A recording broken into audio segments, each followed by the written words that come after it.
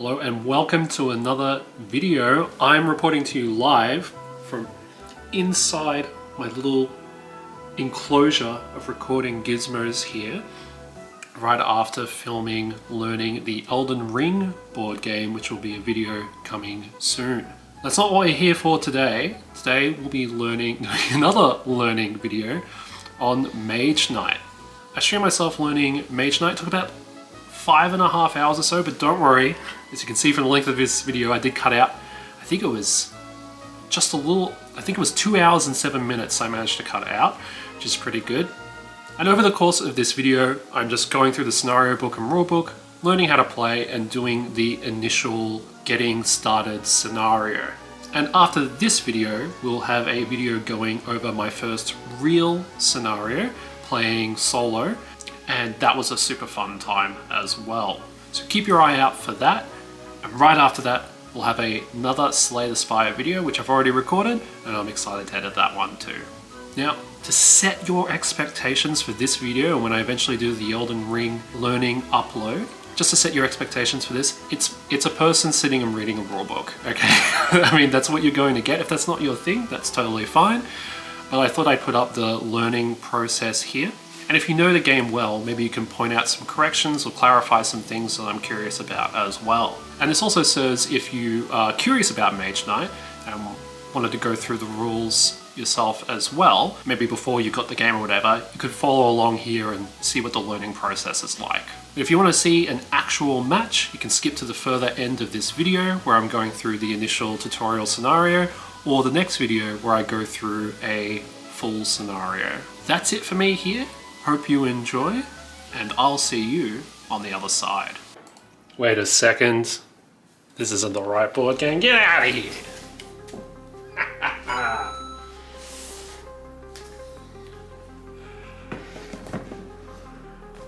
We're learning Mage Knight today.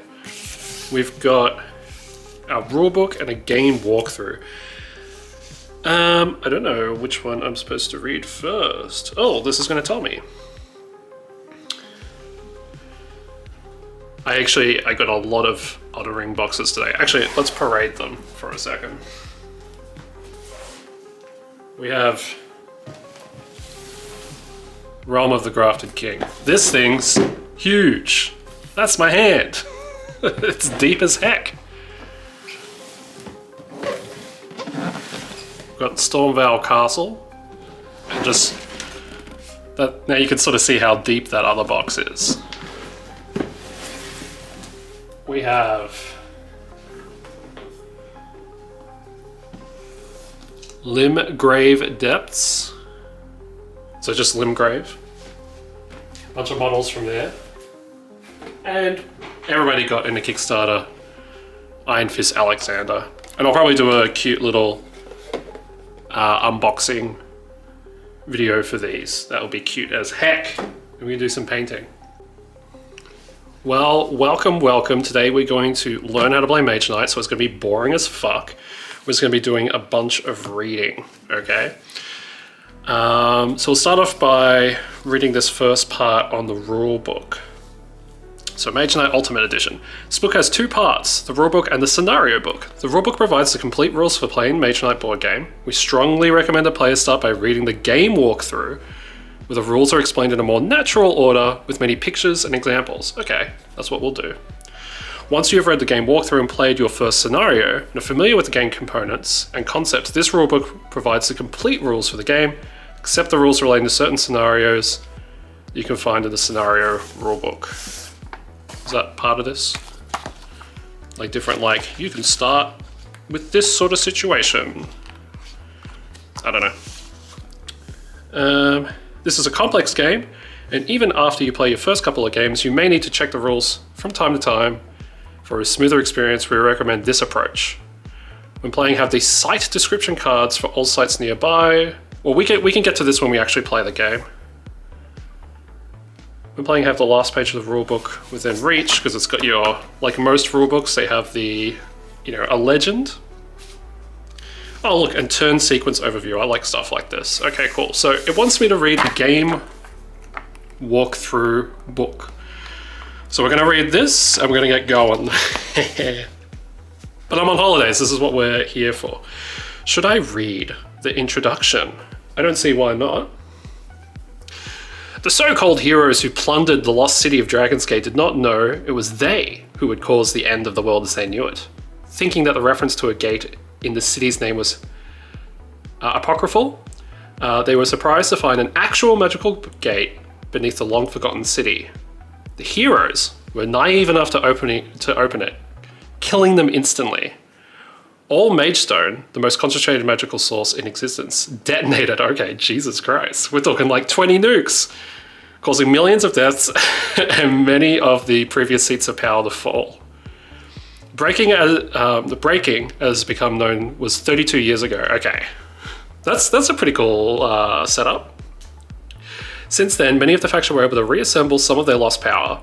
The once formidable Atlantean Empire, struggles to reunite its kingdom in the face of an all-out assault from the Orc Khans. Where once the Orcs were content with raids on the borderlands, the rumors of powerful new creatures, perhaps under the control of the Atlanteans, have made them afraid that their window of opportunity is rapidly closing. Fortresses are falling to rampaging hordes of the Khan army, and there are rumors that the Emperor, fearing an eventual assault on the kingdom's most powerful cities, has been increasing their defenses and asking for assistance from old and now silent allies. In several forgotten tombs beneath the Empire, Draconum Chrysalis is now in their so like a baby dragons, I'm guessing, now in their final stages of maturation are hatching. The Draconum that will emerge from these ancient incubators, an entirely new evolution unlike anything the land has ever seen. These long-lost invaders have timed their awakening to coincide with a prophecy that a leader of their kind would emerge at this appointed hour. Till that force is known, they seek to destroy, conquer, and amass power for themselves. I was gonna get my glasses. I don't really need glasses, but let's pop them on. I guess with the headphones, I can bring the microphone with me. As the land suffers under Orc raids and the Draconum break through the underground hatchery, yet a third force has arrived on the scene. The peasants call them Mage Knights, as they have proved equally adept at spell and blade. No one knows who sent them or why. So like Mage Knights, kind of like witches from The Witcher, kind of, maybe? Some celebrate them as heroes and liberators and are eager to join their armies. Well, I mean, armies, okay, so they're not like witches. As they believe that they can bring about true stability with their might. Most fear them and close the gates of their cities as the Mage Knights are strange and choose to remain silent on their motives. In just a few days, a handful of Mage Knights have swept through the countryside and what would have taken entire armies months to conquer. The only hint to their motivation is that they are clearly heading to the capital. Tonight, they will reach its walls. You are a Mage Knight sent to invade the Atlantean Empire at the behest of the Council of the Void.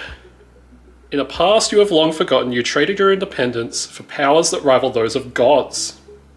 In exchange, the Council asks only loyalty.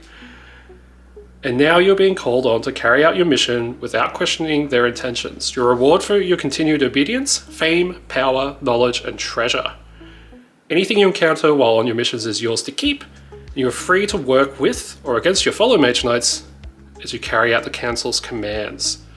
Perhaps someday you will regret your decision to join the ranks of the Void, but for now you march towards the silhouette of a city on the horizon. Cool, cool, cool. Oh, we have a guest. Hey, buddy. Ooh. Was it you? Did you knock off my headphones? Pretty sure it was him.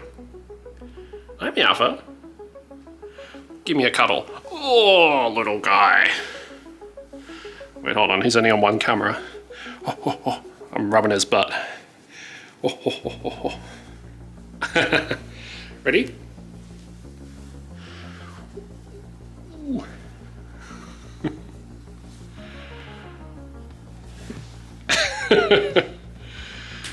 The purpose of this book is to explain the game to you in the most natural way. The rules are presented in order in which you will need to encounter them in the game. Don't knock it off, Shiro. I'm watching you. and illustrated by examples and pictures. While reading this, you'll be able to imagine how the game plays, or if you prefer, you can play along as you read. Yes! That sounds great! In addition to this book, there is a rule book. It contains all the rules for the game in systematical order. Contrary to this walkthrough, there are no images or examples. The rulebook assumes that you have read the walkthrough first and understand all the mechanics. It exists as a fast lookup for some rules and to explain ambiguities. Okay. Well, I would very much like to... Oh, these are scenarios? I know it's going to tell me what scenarios are. Each game of Mage Knight is played according to one of the scenarios you'll find in the scenario book. I don't have this scenario book, I don't think. Oh. Expansion rulebooks. Oh, scenario book. It's in here. Shiro! Why? Why do you hate me? Stop! Okay. Each game of Mage Knight is played according to one of the scenarios you'll find in the scenario book at the end of the rulebook. Oh, it's at the end of the rulebook. I thought I looked here and didn't see it. Oh no, here we go. Scenario list. And it seems like there's more in the expansions. Cool. Do not imagine them as scripts with a strict source of action. Scenarios simply set the basic parameters and goals for the game. Each playthrough is unique, with a randomly built map, different cards to gain, and different enemies to defeat. You can try some different scenarios, or you can just play one that fits your gaming preferences best. So that sounds great. The first reconnaissance. Regardless of your preferences, the first scenario you should play, and also the first scenario you should use whenever introducing new players to the game, is the first reconnaissance. Is that at the end of this, or is it going to be in here? I should stop skipping ahead. Oh no, it's right here. Okay. This scenario is meant to introduce players to the game in the most entertaining way by playing it. It is shorter, so it will not take too long, even if you're playing slowly to start, and it shows the game concepts and rules in the most natural order. If you try to explain all the rules and play a full scenario from the start, new players can be overwhelmed. Just like the most recent video I put on YouTube. Actually, no, I think I did an okay job of like helping Julia learn the rules. 'Cause I'm just like, hey, let's just jump in, and as stuff comes up, I'll explain. I think it went pretty well. A full scenario may take too many hours to complete, even if playing with inexperienced gamers. I hate that word.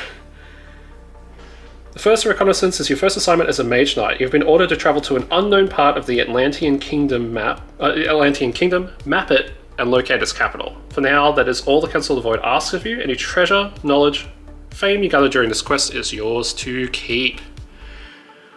The first scenario is designed for 2 to 4 players, but if you want, you may play it solo. I bought this because you could play it solo, okay?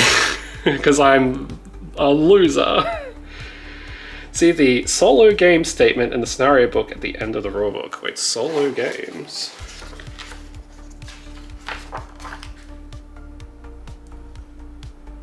Wait, what does it say? See the solo game statement in the scenario book at the end of the rulebook. This is a scenario list. Variant rules. Scenario book. Cooperative and solo scenarios. In the Mage Knight board game, players themselves determine the pace of the game. If someone is rushing, playing most of their cards each turn, the others have to adjust their tempo or end up with half of the decks unused. Tell me the solo bit. Dummy player. At the start of the game, after players choose their heroes, randomly choose one of the heroes that's on the game as a dummy player hero. You only need the hero card. Right, this is too much for me right now. In a solo game, you also use a set of skills belonging to the dummy player's hero. Alright, we'll get there when we get there. The goal for this scenario is not competitive. Your mission will be successful. Well, is this very much a solo game? Or like, if you stretch the rules, it's a solo game? Because I might have fucked myself. Mage Knights are highly individual, competitive, and naturally suspicious of each other, as everyone with power should be. Each of them explores the land on their own, trying to amass more fame and gain greater loot than the others. Recommended approach. Alright.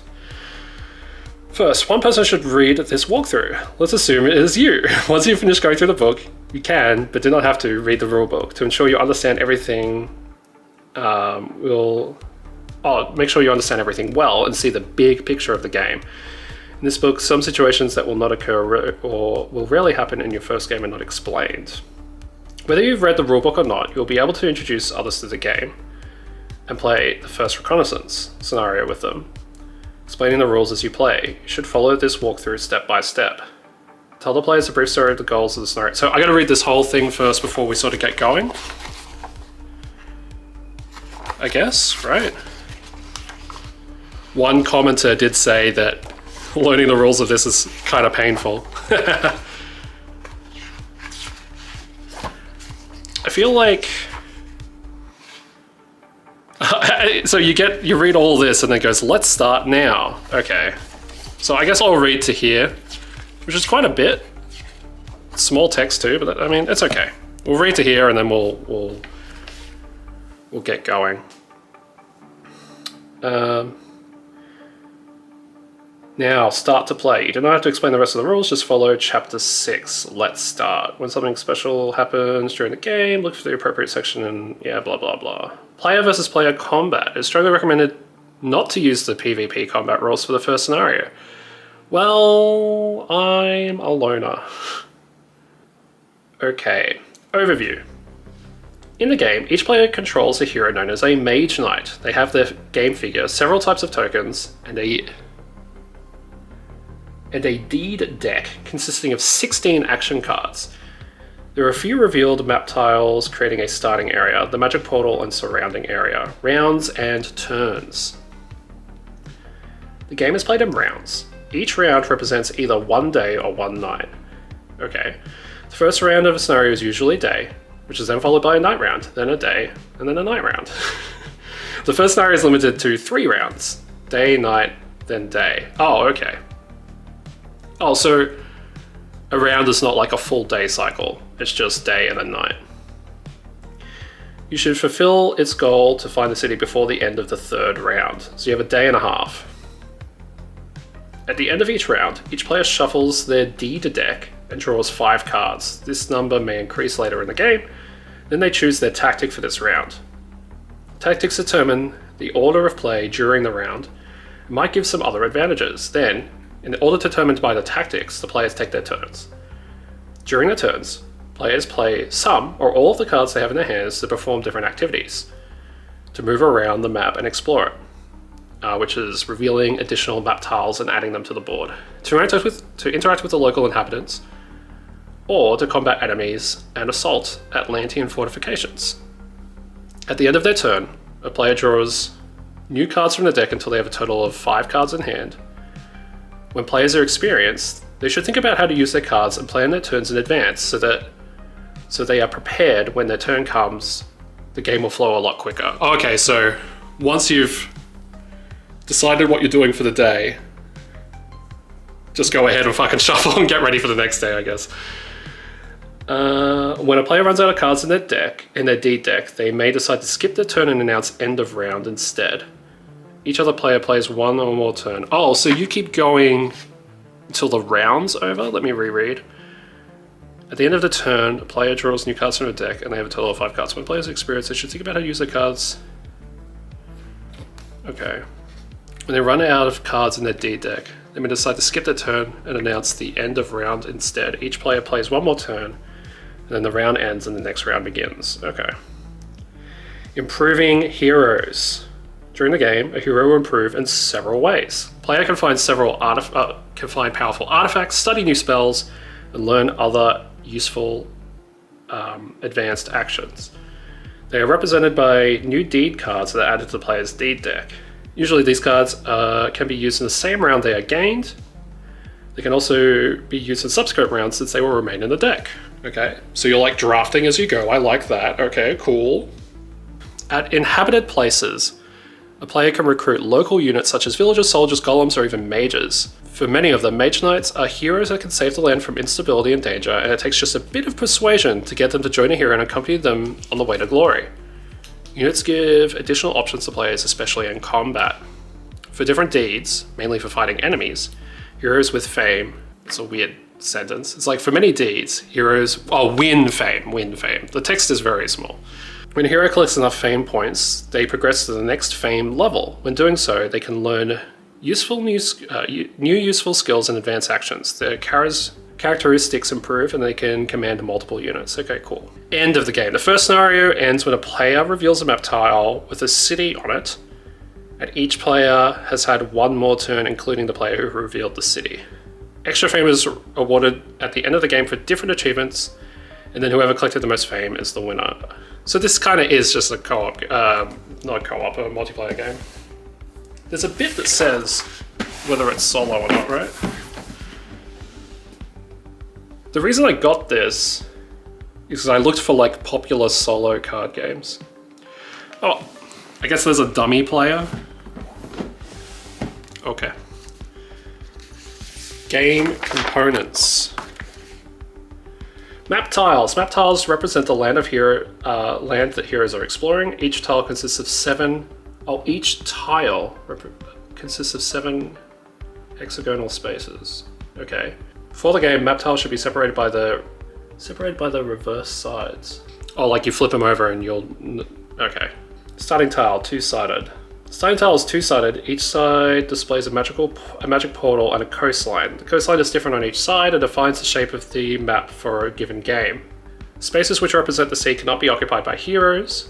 For the first scenario, we'll need to... Should I get this out now? Oh. It did say I needed to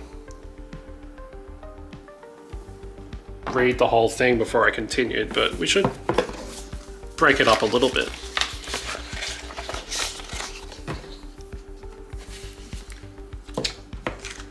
Oh my gosh, look at all this stuff. Alright, so I'm going to need to open this and pop out the tile, the starting tile, huh? Like these?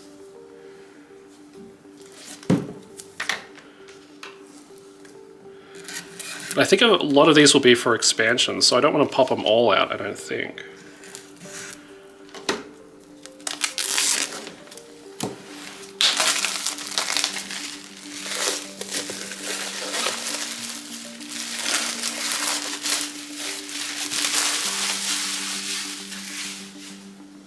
So, it's these. Oh, these probably are for different scenarios, huh? That's my guess. They don't say. Cute. Oh, it's tokens galore. Oh my gosh. We got spinners and everything. Alright.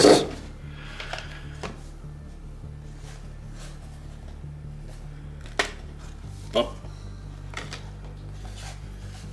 Should I just get the one that they had? It's this one. Let's just go with what they had, and we'll continue after. We'll do it bit by bit. Whoa!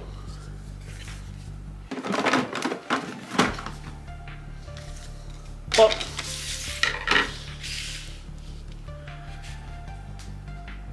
Okay, starting tile is two-sided. Displays a magic portal, which I'm guessing is this.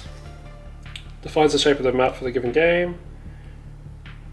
For the first area, we'll need the side marked by a small A in the lower corner. Oh, I should have just kept reading.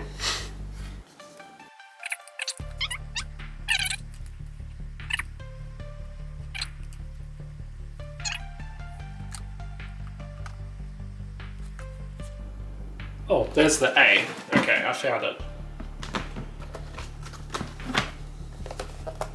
Up.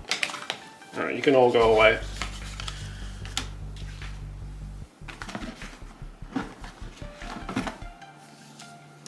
A. Oh, this is what a magic portal looks like. Oh, and there's the coastline. I see. Okay, I was looking at this too hard. Oh, look, it shows you right here. Okay, countryside tiles, green back. There are 11 tiles representing the less developed countryside of the land. For the first scenario, they are not revealed randomly. Sort them by the number in the lower corner and create a face-down draw pile with one on top. Okay.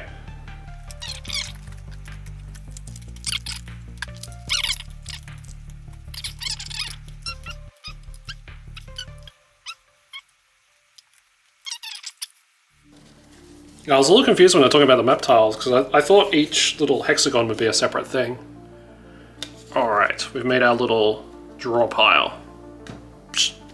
Okay.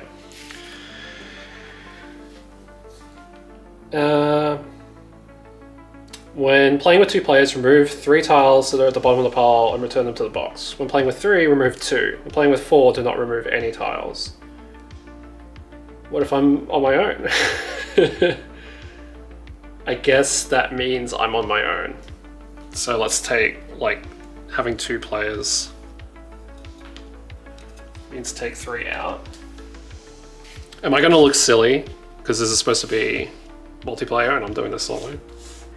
Reveal the first 2 tiles, 1 and 2, and add them to the starting tile according to the diagram.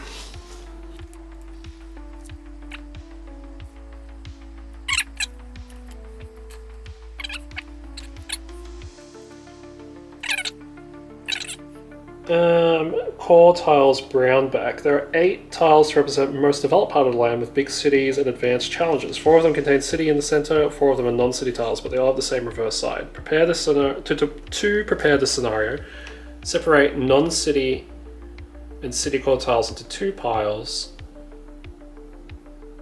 and shuffle them and shuffle each of them. Randomly take 1 city and 2 non-city piles and shuffle these 3 together. Put the countryside green on top of this. Let's see, you have 1 pile of tiles. Wait, let's let's get our tiles first and then we'll reread that.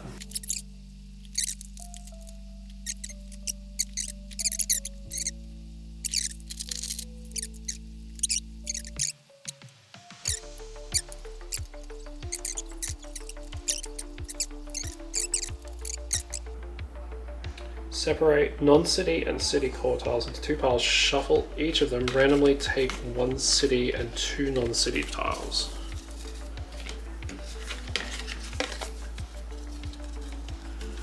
Alright, I will shuffle these tiles.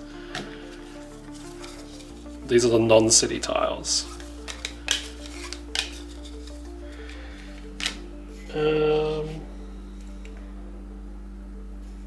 Randomly take 1 city. That's 2.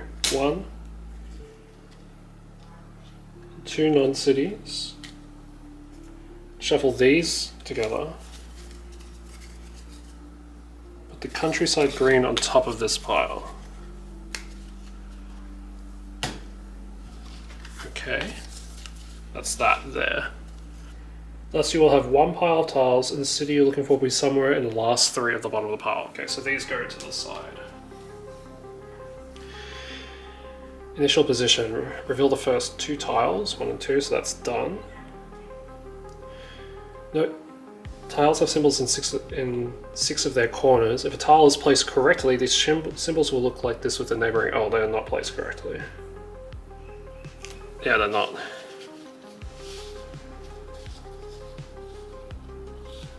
How have I done this?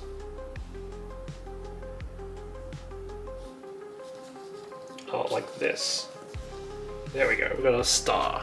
Okay, good. All tiles should be oriented in a way so that the number is the same direction as the letter or on the starting tile. These 3 tiles from the starting area of the map, the magic portals and villages mine.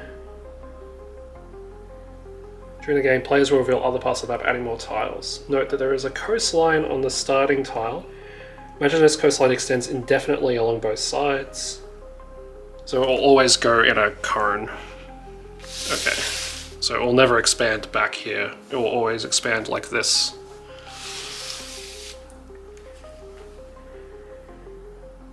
Take into account the expanding size of the game when placing the first tile, so allow enough free space.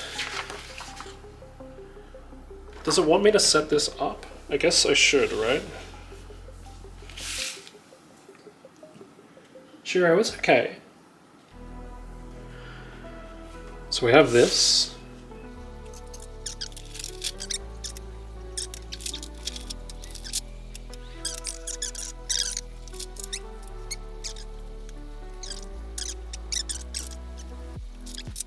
Alright, enemy and ruin tokens. There are tokens representing various things on the map. Round tokens for enemies and monsters, representing the content of ancient ruins. At the start of the game, sort them into 7 face-down piles and randomize them. So that's hexagon tiles.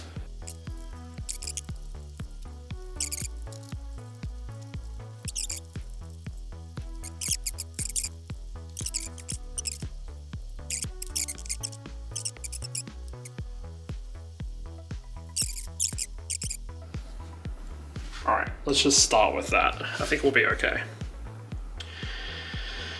So these two are enemies rampaging the land. These are units are garrisoned inside these keeps, mage towers, and cities. Deed cards. The term deed cards refers to the different types of cards that can become part of a player's deck during the game. All deed cards have identical card backs, so that they will be indistinguishable when shuffled together. Is that all of these? That's my guess. The start of the game, different types of deed cards are in different piles, so they will need to be sorted by their front side. We strongly recommend players place these piles exactly as shown in the setup diagram.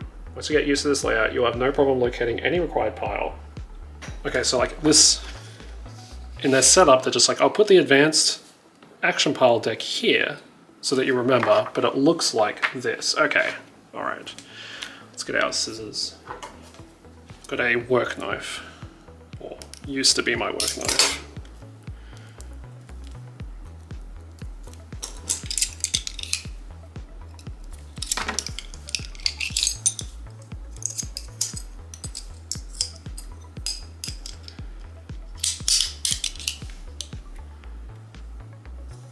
There we go.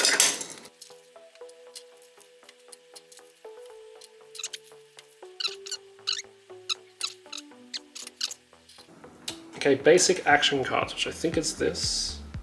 Each hero has their own starting deck of 16 basic action cards. They are marked with a shield symbol in the upper right corner. Is that a shield? It doesn't look like a shield to me, but okay. Each player's set of basic action cards is the same, except 2 cards have been replaced by 2 unique cards in each deck. The art for these cards show a portrait of the hero that the card belongs to. So what, these are all supposed to be the same.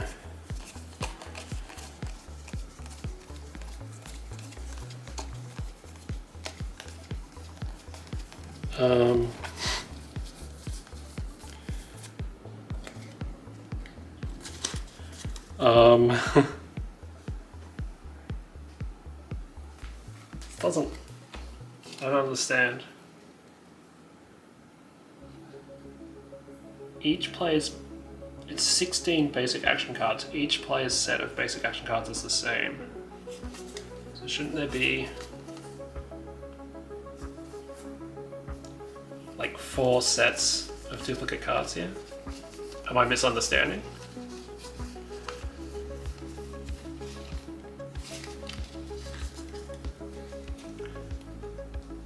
Or is that what I just opened? Oh. Wait, there's way more than 16 cards in here.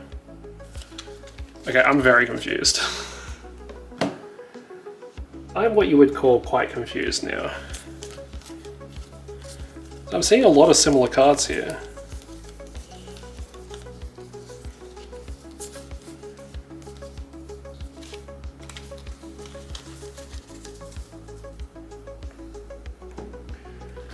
It looks like... Oh, so it doesn't even look like this. It looks like this.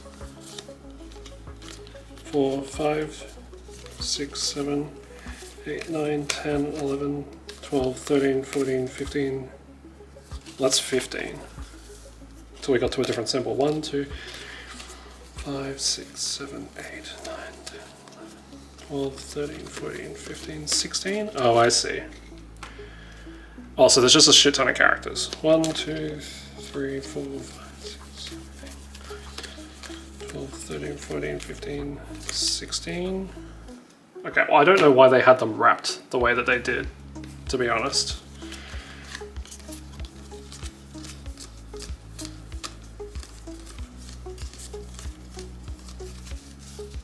Everyone's watching this just like, it's so obvious, I'm sorry.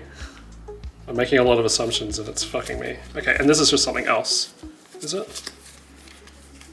Yeah. Because these have no symbol. Okay, let's put this to the side and keep sorting.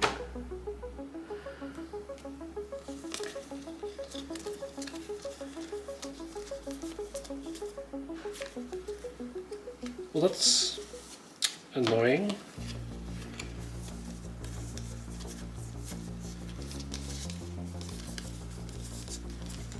Yeah, this is mixed so strangely.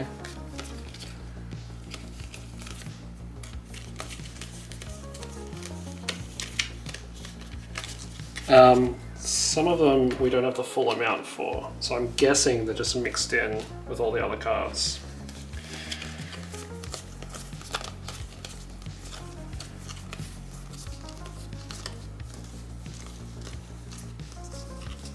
Not in here.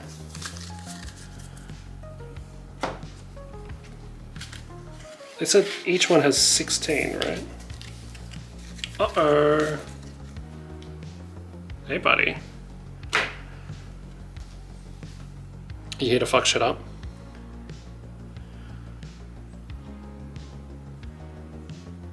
He's exploring.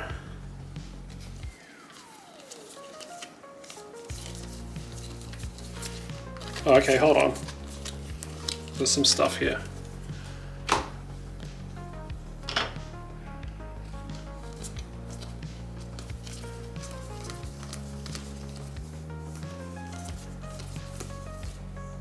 That's 15.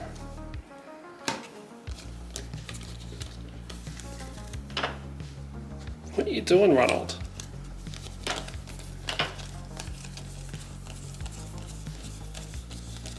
That's 16. What are you doing, Ronnie? Well, since the cards are all mixed, I bet you this wound deck has other stuff in it. Ronnie, you sit. He's watching the screen, the laptop.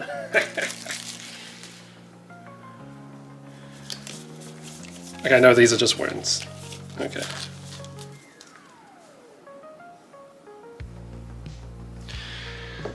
I'm moving my hand for the screen for Ron.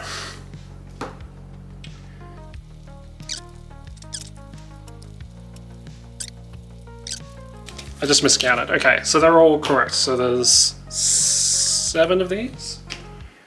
8 of these. 7 of these.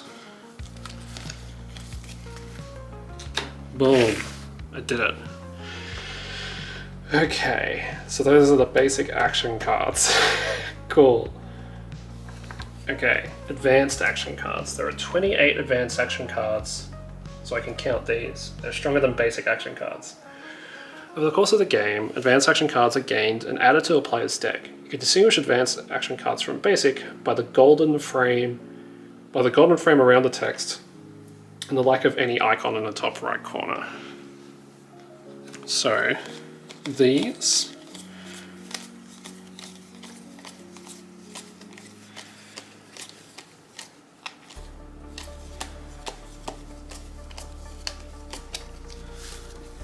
are spells.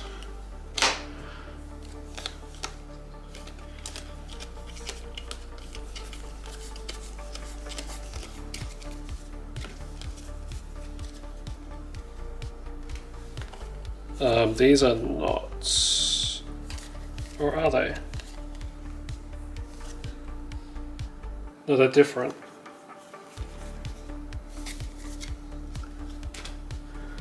Well, it said, wait, it said there would be 28, right?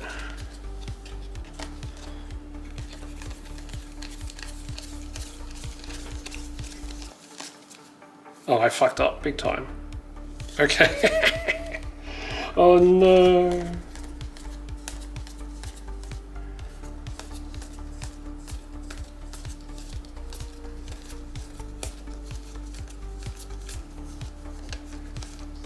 I mean, that's 28.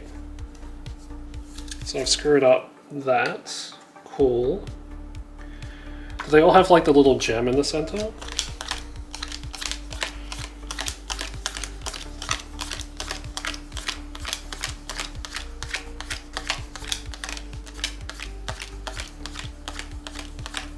This is what I mean about there being expansions in here. So I think some of these are expansion cards.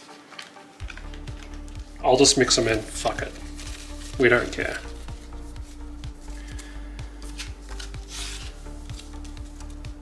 And if it's mixed with something else, it's mixed and I'll sort it out.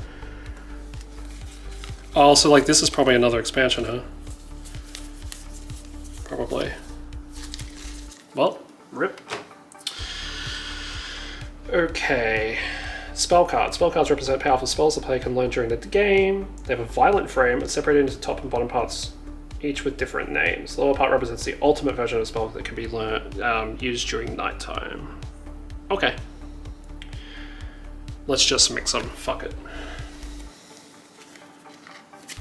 If there's no way of working out what they belong to, that's a problem with the game, not a problem with me.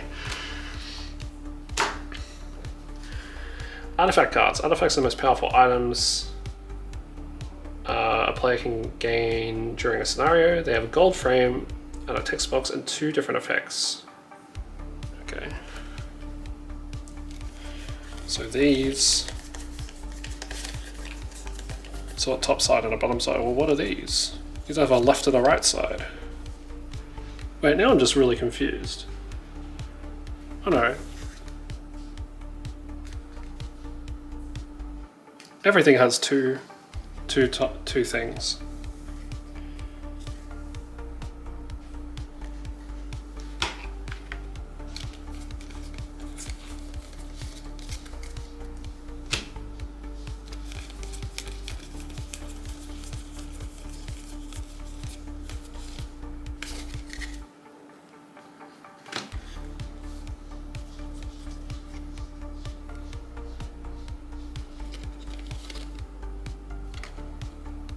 Yeah, I think these are definitely like expansion cards.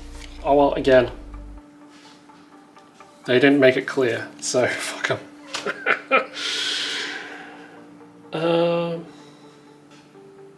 Wound cards are used to mark wounded units and also go on a player's hand when the hero is wounded. Wound cards count towards a player's current hand size and maximum hand limit, so taking too many wounds will clog up your hand and make it harder to take an effective turn. All wounds have an identical dark red front side, so you can place them face up. Oh, you can place them face up on the table. Yep.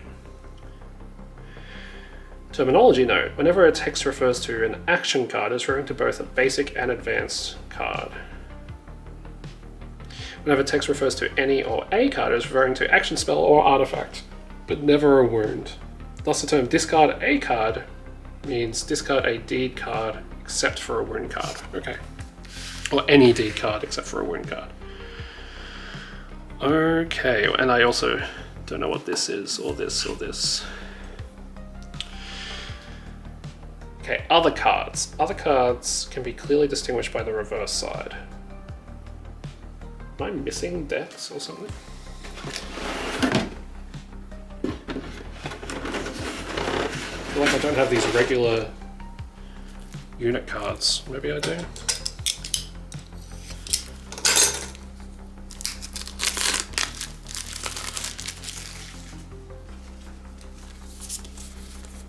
Oh, okay, there we go. Wow.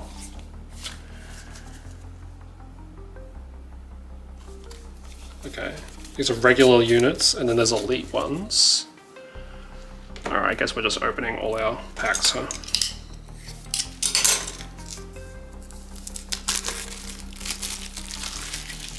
What's in here?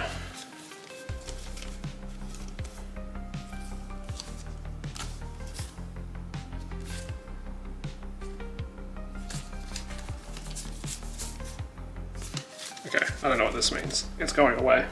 Are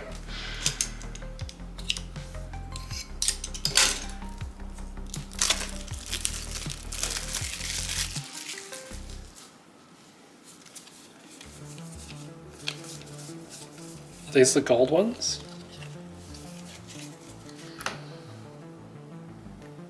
Yes.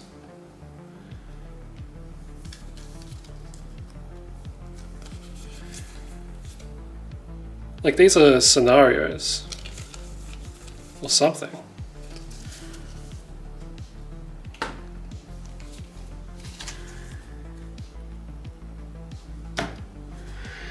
There are 2 decks of unit cards, regular and elite. In the first scenario, we'll only need the regular. Oh.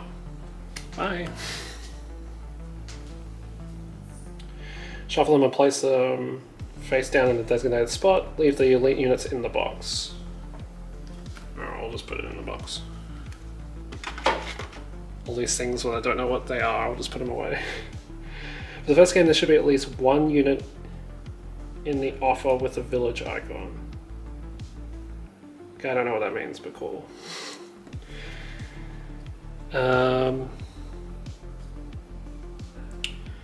Tactic card. There are 2 decks of tactic cards, day and night tactics. Sort them by their card backs.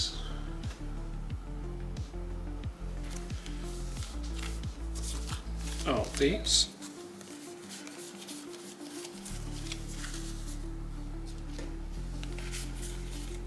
Yes.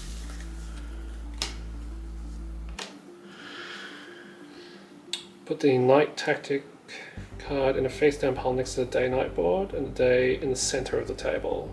You do not need to shuffle them. Then we have site description cards. There are 14 site description cards. They depict all map locations and briefly describe all rules related to that site. Oh, so these are just handy dandy notebooks. These? So they're just like little, it says there's 14. 1, 2, 3. Okay, so they're like little rule cards. Okay.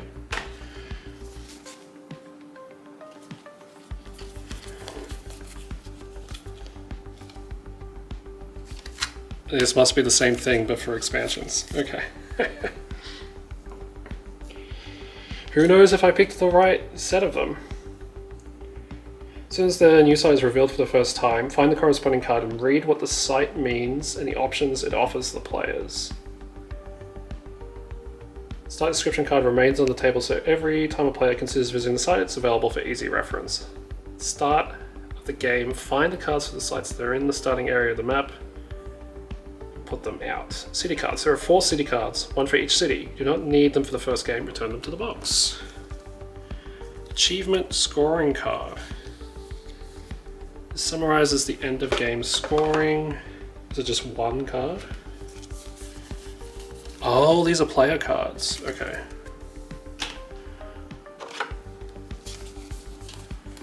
Which one is the achievement scoring card?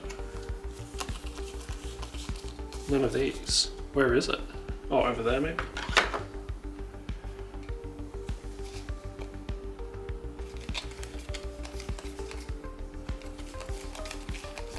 No, this doesn't look right.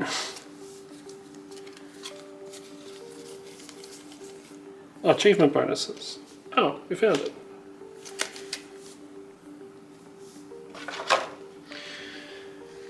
You do not need it to show it to the players now. It's better to explain once they've played at least 1 round. Okay.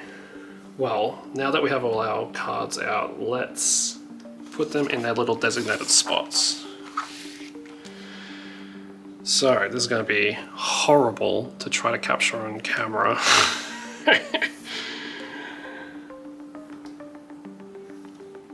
And I won't know what to show on or off camera until I've played at least 1 game, so.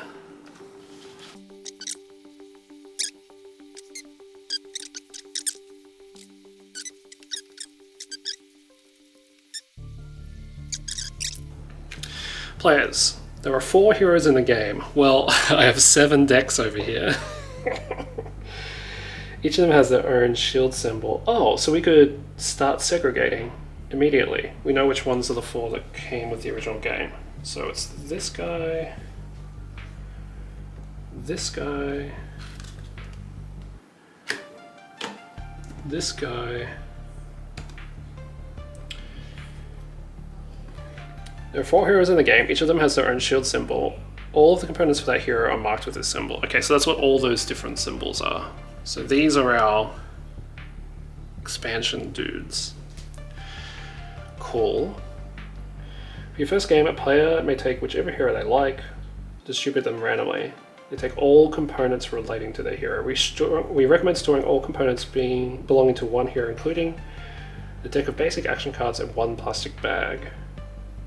Playing with less than 4 players, please return unused components into the box. Okie dokie. Well, I've got to pick a hero. Which one looks the coolest? Let's go with the guy on the box. Right.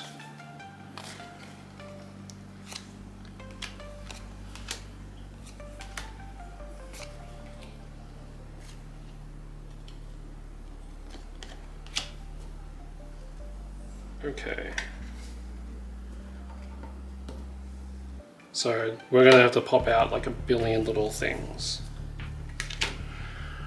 Let's see.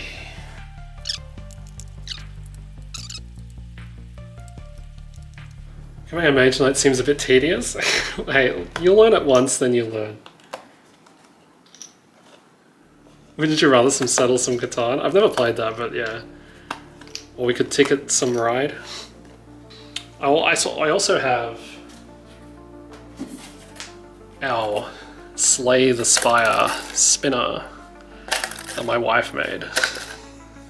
So this will be fun. We'll get to that as well. Is that all of his bits and bobs? It tells you all their bits and bobs. Card with the hero portrait lies on front of the player with the game to help identify who controls what hero. It also works as that player's inventory. Figure. Game figure represents your heroes in play. At the start of the game is in front of you on the table. Round order token. That's what this is. Level tokens. That's what these are. Each hero has 6 of these. Octagonal tokens marked with a symbol on the reverse side. 5 of them have small pair of numbers, 1, 2, 3, 4, 5, 6, 7, 8, 9, 10 on the bottom. Sort them by these numbers face up.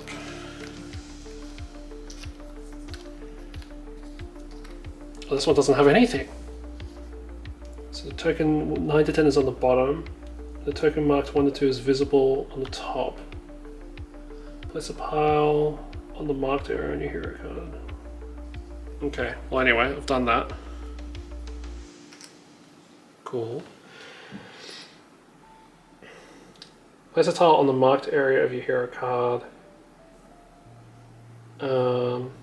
6th level token has an empty front side. Put it in your unit's area with the symbol up. This will be your first command token. Okay. Jesus. Oh, I think these are supposed to go there. When you gather enough fame to progress to level 3. Oh wait, no, hold on. A level token with the symbol upside is called a command token, and it represents your command limit. At the start of the game, you can only have one command token, so you can only control 1 unit. The top token of this level pile shows your hero's stats. Armor of 2. Hand limit of 5. These are your stats for fame levels 1 and 2. Okay. When you get enough fame to progress to 3, you remove the top token from the level, flip it over to the symbol side and put it next to your first command token. Your command limit increases to 2. Okay, that's kind of elegant. Yeah, alright. Shield tokens. Place your shield tokens in a pile. During the game, 2 of them will be used to show your position on the fame and reputation tracks. These, I'm guessing. The rest will be used to mark your successes on the map. Fortified sites you have conquered, adventures you've completed, and in later scenarios, your participation in conquering a city. Okay.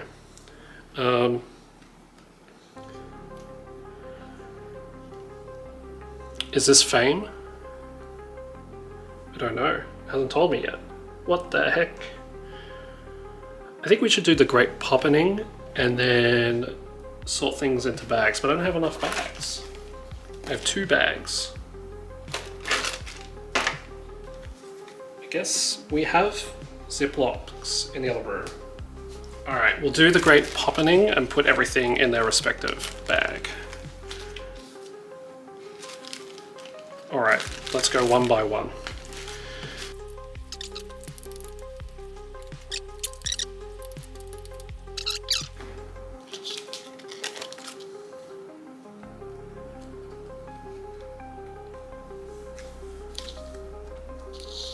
Can I have that?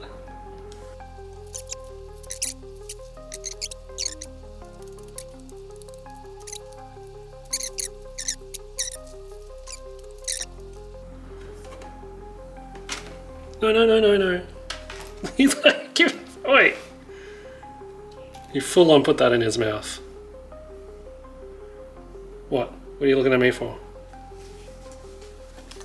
You're lucky I haven't kicked you off yet.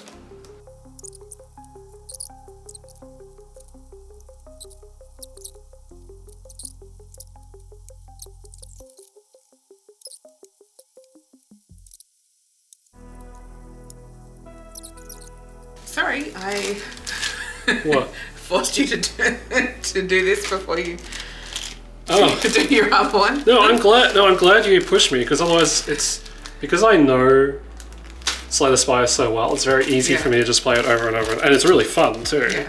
It's very easy for me to just, and it's just like there's a barrier to entry to this, which is enough for me to be like, oh, I'll just do another Slay the Spire thing. So no, I'm glad you did this, because now I'm actually doing it. Hi. You did that assuming anyone watches me. Yeah. Someone will.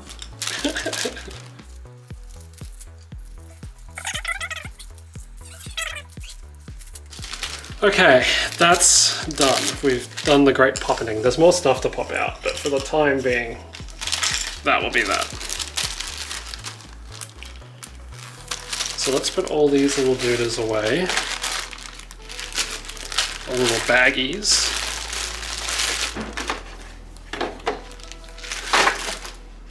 And pull out our heroes, since that's what it wanted me to do before. This guy.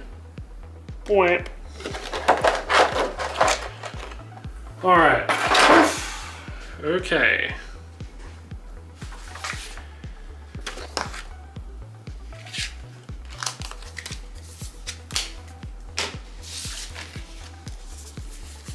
They need a Monster Train board game, that's what they really need.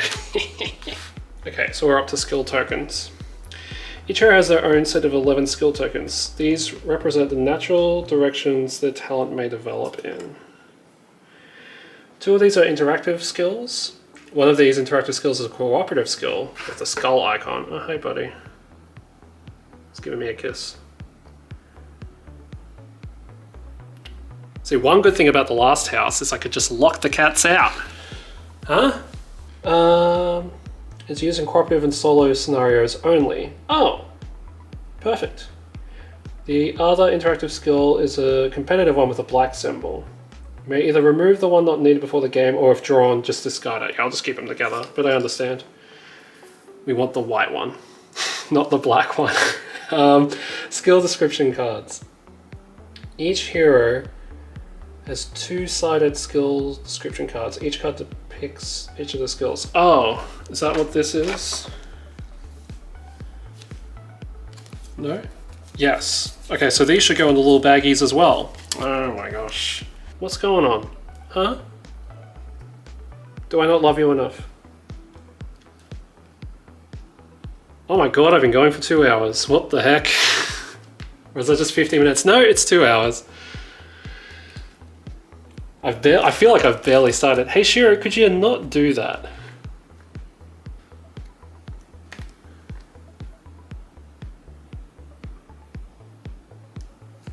I told you it would be boring, Spider-Man. I did not lie to you. Okay, deed deck. As described in the D-Deck section, each player has their own 16 cards. Shuffle them and place them face down. On a face down pile, they form your D-Deck. Jesus Christ. How far away from we from chapter 6? Oh, fuck. Let's start now. That's where that is. I might have to do this in chunks. And maybe a bunch of off-stream reading. I thought this would go a bit quicker. We've barely fucking started. Like, barely.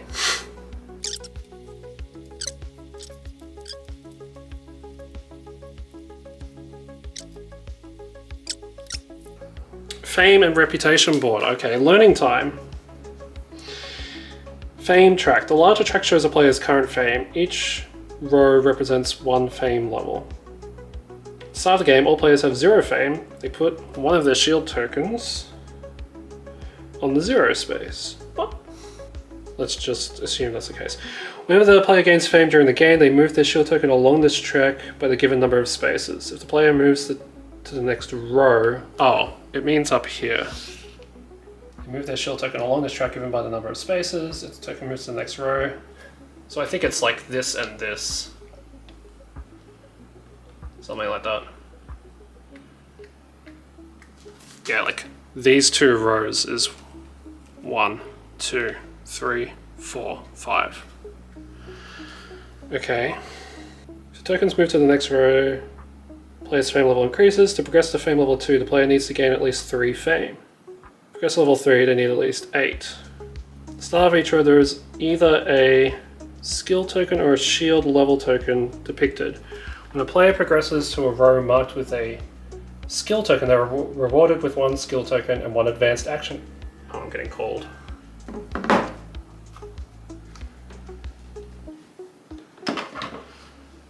Spam call. This is the Australian immigration. Oh no, they're on to me. Chiro, please. Just fuck off. Thank you. Yeah, when they go to one of these, they get a skill and an advanced action token. And if they go to a shield, they flip their top octagonal level token to a new command. Oh, so that's how you do it. Okay, I understand. Oh, this is the reputation track. Okay, I was confusing it with the fame track. Sorry. Reputation and fame. I'm sorry. The smaller track... The smaller track in the upper right corner of this board is a reputation track.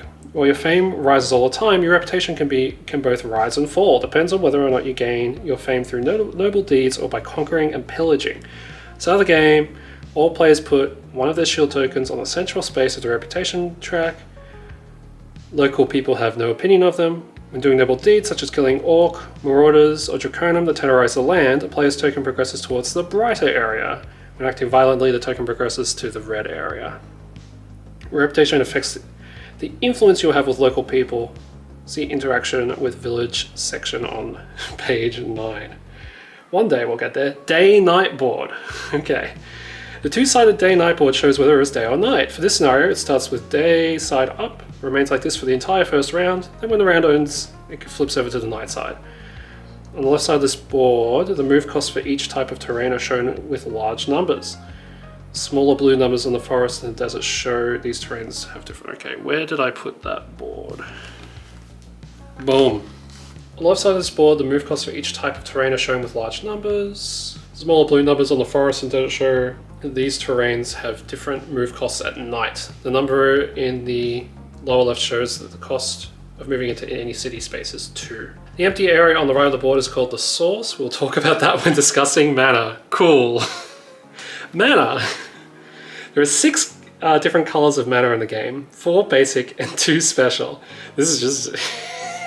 There are 3 different ways in which mana can be paid. Either by using a mana token, a mana crystal, or mana die from the source. Basic mana colors. There are 4 basic mana colors in the game. Red, blue, green, and white. Fire, water, earth, and wind. Mana of basic colors can exist in an unstable pure form, or it can be crystallized to a more stable form and stored as a chrysalis, as a crystal. Special mana colors. There are also 2 special colors of magic. These exist only in a pure, unstable form. There's gold, which is sun energy, and black is darkness energy. Sun can be used during the day. It can be used of mana of any basic color, so it's like a wild card. And black, it has no power by itself, instead it amplifies the power of basic mana, allowing most powerful spells to be cast at nighttime. Okay. Gold mana makes it easy to cast spells during the day, while black mana makes the most powerful spells to be cast at night. Mana tokens and crystals. Take all the mana tokens and create a bank of them in an accessible place on the table. So that's these. They're going to stay in the bag for the moment. There are 15 tokens in each of the 4 basic colors, red, blue, green, and white, and 4 in the specials, gold and black. Mana tokens represent pure mana, unless the token is in a player's inventory, where they represent crystals instead.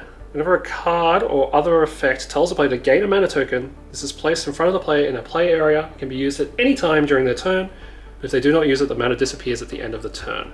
Okay. If a card or other effect says to get a crystal, then a mana token is taken from the bank and placed in the player's inventory on their hero card. Crystals in the player's inventory can be turned into mana of corresponding color at any time during their turn. The player just removes 1 from the inventory, and they can use it as a mana token. The player may not turn mana tokens into crystals unless a card or effect specifically allows them to do so. Note: this is the reason why there are only a few gold and black tokens. While the tokens of basic colors may be stored in player's inventory, the gold and black can't. Got it. 3 crystals per color. High concentrations of crystals become unstable, so a player is not allowed to have more than 3 crystals of the same color in their inventory at a time. If you're about to gain a crystal of a color you already have 3 of in your inventory, you gain a mana token in your play area. Okay. Mana dice. There are 8 mana dice included in the game. Each mana die has 6 sides showing one of the 6 colors of mana. Play with as many dice as there are players, plus 2. Roll them and put them in the open area during day and night board. This area and the dice in it are called the source. Oh, so they like go here. Oh, okay. So first round of the game. Holy shit, we're getting there. So actually no, we're sort of not getting there at all. That's just setup. That was really 4 pages, so we have like another 8 to go just to get to start playing here. Round preparation. You've already prepared the game during setup, so in the first round of the game you do not need to do anything else. Choosing tactics. The day tactic cards are displayed in this phase. Choosing tactics. The day tactic cards are displayed. Day tactic card. Have I forgotten what that is? Oh wait, hold on, it hasn't talked to me about them yet. Oh no, yeah, we know what they are. Where are they? Oh, over here. Yes. In this phase, each player will take 1 of these cards. Do not do it now or return the tactics once more rules have been explained. For now, all that is important is these tactics determine the order of play for this round. Each tactic card has a large number on it that indicates the player order this round, the lowest going first. This is really sounding like a multiplayer game. Oh no. Each tactic card has a large number and indicates, yeah. After tactics are chosen, the round order tokens near the day-night board are recorded. So the round order token of the player with the lowest number on the tactic card will be in the topmost position. Okay, yeah, sure. Taking turns. Once the turn order is determined, players begin taking turns, starting with the player whose round order token is on the top position until someone ends the round. And that can happen when they run out of cards, if I remember correctly. Like if you run out of cards to draw, you can be like, okay, I'm ending the day, and then everyone gets 1 more turn, and then you switch to the next round, which would flip it to nighttime. See, I'm retaining some information. During a turn, a player plays some cards from their hand and performs their effects. If they have any units recruited, they may also activate them and perform their effect. Later, when they have gained some skills, they may also use them if they are available. Action cards can be strengthened by spending mana of the indicated color during each turn. Oh, okay, so if we look at an action card, so like this is like block 3, counts twice against an attack with swiftness. But then if we use mana, we activate the bottom half. Block 5, counts twice against an attack with swiftness. Okay. So That's why everything has dual sides. During each turn, a player may use 1 mana die from the source as mana. During each turn, a player may use 1 mana die from the source as mana of colors shown. They may also convert their crystals into mana or gain mana. Details on how the turn is played are described later. When the player finishes their turn, the first thing they should do is return any mana dice they use to the source. When doing so, they roll them and put them back into the source with a new color. Oh, so like there'll be like 3, let's say I'm playing on my own, there'll be like 3 here. I could use all 3 if I want, I guess. No, you can use 1, but when you put it back, you roll it. Okay, you use 1 per turn. Any show that is showing black, any die that is showing black is placed in the darker area. In the top right, the mana die is depleted. Oh, okay. And they can run out until the next round, I guess. At this point, the next player may start to play their turn. Form the next player that can start their turn while the current player finishes their turn. When finishing a turn, the player does the following. Discard all cards they played face up to their discard pile. Return all used or unused mana tokens to their bank. They keep only the crystals. Draw cards from the deed back up to the hand limit. Limit is 5 at the start of the game, but it can increase through fame and other ways. Before drawing your cards, a player may discard any number of non-wood cards from hand. Before drawing your cards, a player may discard any number of non-wound cards from hand. The next player starts their turn in exactly the same way. Once they have finished and they have re-rolled any mana die, they inform the next player that they can start playing while they're finishing their turn drawing cards. Once all players have taken their turn this way, it's then the first player's turn again, ending the round. If a player has no cards in their deed deck at the start of their turn, they may either play with whatever cards they have in their hand, or they may announce the end of the round. If they do, then their turn immediately ends. I'm trying to think if you have to do this at the start of the turn. Oh, yeah, at the start of the turn, yeah. If they do, then their turn immediately ends. Each other player then plays one last turn and the round is over. If the player has no cards in their deed deck and no cards in their hand at the start of the turn, they must announce the end of round. Okay. So if you can't draw any cards, but you still have like 4 cards in hand, or maybe 2 cards in hand, it's a better scenario to work with here. You might be like, oh, I can push it, but if I don't end the round 1 right now, the other players will get like an extra turn. So I'm going to end it now. But if you had 4, you might want to go and use up those cards first. But then next time round, once you've used everything, it's all done. Again, really making it sound like I looked for solo games, and this is really sounding like it's not. On your turn, you can either play a regular turn or you can rest. On your turn, you can either play a regular turn or you can rest. You won't need to rest in the first several turns of the game, so we start with a regular turn. On your first turn, place your figure in the magic portal space. Oh, I guess it's getting me to start now.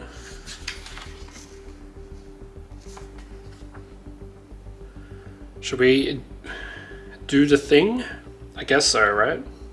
Each regular turn has 2 parts. First, you may move your figure 1 or more spaces on the map. Then, depending on where you end up, you may perform 1 action. In most cases, either combat or interacting with locals, or do nothing. On your turn, it's possible to move to another space and then fight or interact there. Stay where you are and fight or interact there. Move to another space and do nothing there, do nothing. You cannot, for example, move to another space, fight or interact there, and then move again. Fight or interact to your space and move. Both fight and interact in 1 turn. Okay, so it's like XCOM. Like, once you shoot, that's the end of your action, okay? If you want to move, you should have done it first. Okay. Action cards. All cards have similar designs. On each card there is a card type in the upper left corner. Yeah, let's look at some cards here. Let's look at this one. Card type in the upper left corner, so this is sword, so I'm guessing that's an attack. Card name. Hero symbol, top right. picture, true. Basic effect, text directly underneath the picture. Stronger effect if you enhance it with mana. Cost for the stronger effect is the color gem. Oh, so it's 1 blue mana. I see. It makes sense. Note that the entire card is toned to that color, and whenever a card or effect relates to action card color, this is the color they're referring to. Okay. Card types. Yeah, maybe I'll take a quick break right now, and I'm gonna grab a chair and make a coffee.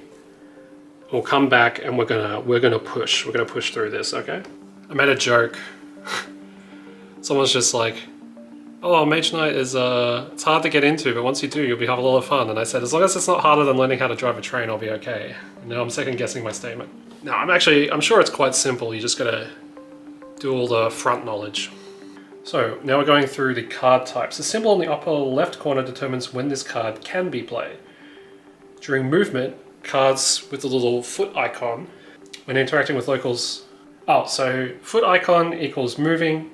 Face icon or head icon means talking to locals, and combat is the one with the dual swords. During any phase you may play the star.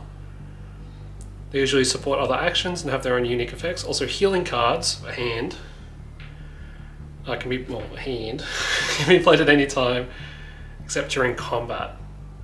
Occasionally, usually because of another card effect, you may want to play move cards at another time other than during movement, or influence cards another time. It's just saying in very rare circumstances you could do a thing, but yeah. Keep it basic, bitch. To play a card, you reveal it from your hand, put it face up in your play area. When doing so, you can decide whether or not you want to use its basic effects or its stronger effect. If you want to use the stronger effect, you have to pay 1 mana of the corresponding color on the card. You can use a mana die of the color, or a mana token, or a crystal. Use the gold die. You can also use a gold die or gold mana token during day rounds, since gold can be used as any color. If you pay mana when you play a card, the stronger effect is applied instead. Okay, so you don't get both, you just get yeah, okay. Stacking cards. Most cards have effects like move X, provides X move points. Influence X, provides influence points. Attack or block X. You will often want to play multiple cards of the same type together as their effects are cumulative. Stack played cards with similar effects together to form a partially overlapping column. The following examples show ways to achieve move 6. Yeah, okay. In the first example, there are 3 cards with move 2 as their basic effect, and the other one is two cards, but one's been enhanced with mana. Okay. Wow. Playing cards sideways. It can happen that you really need to do something such as move, generate influence, create an attack or block, etc., but you do not have enough of the right type of cards in hand to do so. Any card except wounds can be played as move 1, influence 1, attack 1, or block 1. To do so, just play it sideways on the column. Cards with this way may never be powered by mana. So you could use an attack card to get +1 move. Am I reading that right? If you put it sideways? Oh, here's an interesting part. Also note that there's an artifact and spell card in this stack where they got to 5 move by playing 5 cards sideways. It says, note that there's an artifact and spell card in the stack. Any card, no matter how powerful its effect, can be played sideways. Special cards. As said earlier, special cards can be played at any time to support cards you are playing. Imagine we need 8 move points. There are 4 examples how to achieve it using special cards. If you take one basic deck and read the text of these special cards, you will probably find many different ways to achieve this. Well, let's have a look. So the special cards look like this. There's 3 here. When you play this, you pay 1 mana of a basic color, gain a crystal of that color to your inventory. Okay, well, probably not that one. Mana draw. May use an additional mana die from the source this turn. Okay, so you could like power up a bunch of cards. This one is gain a blue, white, or red mana token. Or you can power it up to when you play this, play another action card with it. Get a stronger effect of that card for free. That effect gives you movement, influence, or block, or any type of attack. Get that amount +2. So if like we played it with, where's that card we were looking at before? So if we played this with this, when you play this, play another action card with it. So let's say we play this, which would normally give us 2 attack or ice block 3. When you play this, play another action card with it, get a stronger effect, so it'd be gain ice block 5. Well, ice block 5, get 1 ice block for each ability or color of attack depicted by the enemy tokens you block. Yeah, okay. And then +2, so I'd get 7 flat, and then +1 per situation here. Okay. I believe them. Special cards enhance things. I believe them. Okay, movement. Now you know how to play move cards to provide move points. Well, let's look at a move card. Actually, let's look at 1 card of each type. So we've looked at combat, we've looked at special. Let's look at move, heal, interact. So a basic interact card is influence 2 or 4. Powered up. Pretty simple. Or like with this card, it would be 6. Heal 1 or draw a card. Heal 2 or draw a card. Cool. Move 2 or move 4. Cool. Or it would be move 6. Now you know how to play move cards to provide move points. Next, let's explain how to spend them to move your figure across the map. And that's the terrain here. The move cost of each terrain type is depicted by a day-night board, represented by the large number. A red X means that this terrain is inaccessible. Ignore small blue numbers. For right now, they are for night rounds. To move your figure, you must spend move points provided by cards you have played. You can move any space adjacent to your space unless that terrain is inaccessible. You may move as far as you want as long as you have enough move points to do so. The following diagram shows 3 examples of movement from a starting position and then move costs. Well, let's just pretend we had movement 5. And let's see where we could go. So we would start at the portal, right? And it costs 2 to go on grass, so we could go like here and then here, because it's 3 for the forest. So that would be like 5 movement, right? Portal space. If for any reason you decide to not move from the portal, or if you return to the portal on a later turn, remove your figure from the map and place it in front of you on the table. No figure can stay on this portal once a turn is over. Your figure stays in front of you. I guess that's to stop people from fighting each other if they both spawn at the same time. There are 2 Orc Khan symbols on the initial portion of the map. 2 green enemy tokens were put face up on the indicated spaces. Orc Marauders are rampaging enemies. That means they can limit your movement in 2 ways. You cannot enter a space occupied by an undefeated rampaging enemy.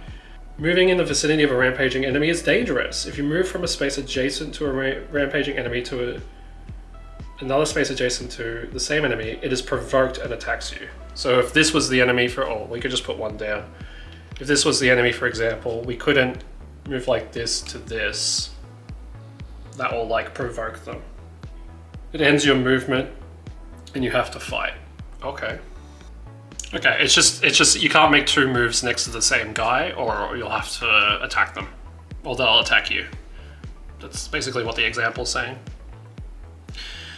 If you were standing on a spot that borders an empty table space, and if that empty space is not behind the extended coastline from the starting pile, you can explore the land, reveal a new tile and add it to the map. Exploring is an action is done as a part of movement. To explore a new pile, you need to pay 2 move points. If you do, reveal the top pile from the tile deck and add it to the map. The orientation of the tile is determined by the symbols in 6 of its corners. They have to match the symbols already out. By direction of the art on the tile, it has to match the direction of numbers. Yeah, so like the letter A here, they all go the same way. Okay. If there are 2 tiles that could be revealed from one space, the player has to announce which one they're exploring before they reveal the tile. Take a look at the diagram. No new tiles may be explored from the spaces marked by... Yeah, I understand. It's fine. Yeah, it makes sense.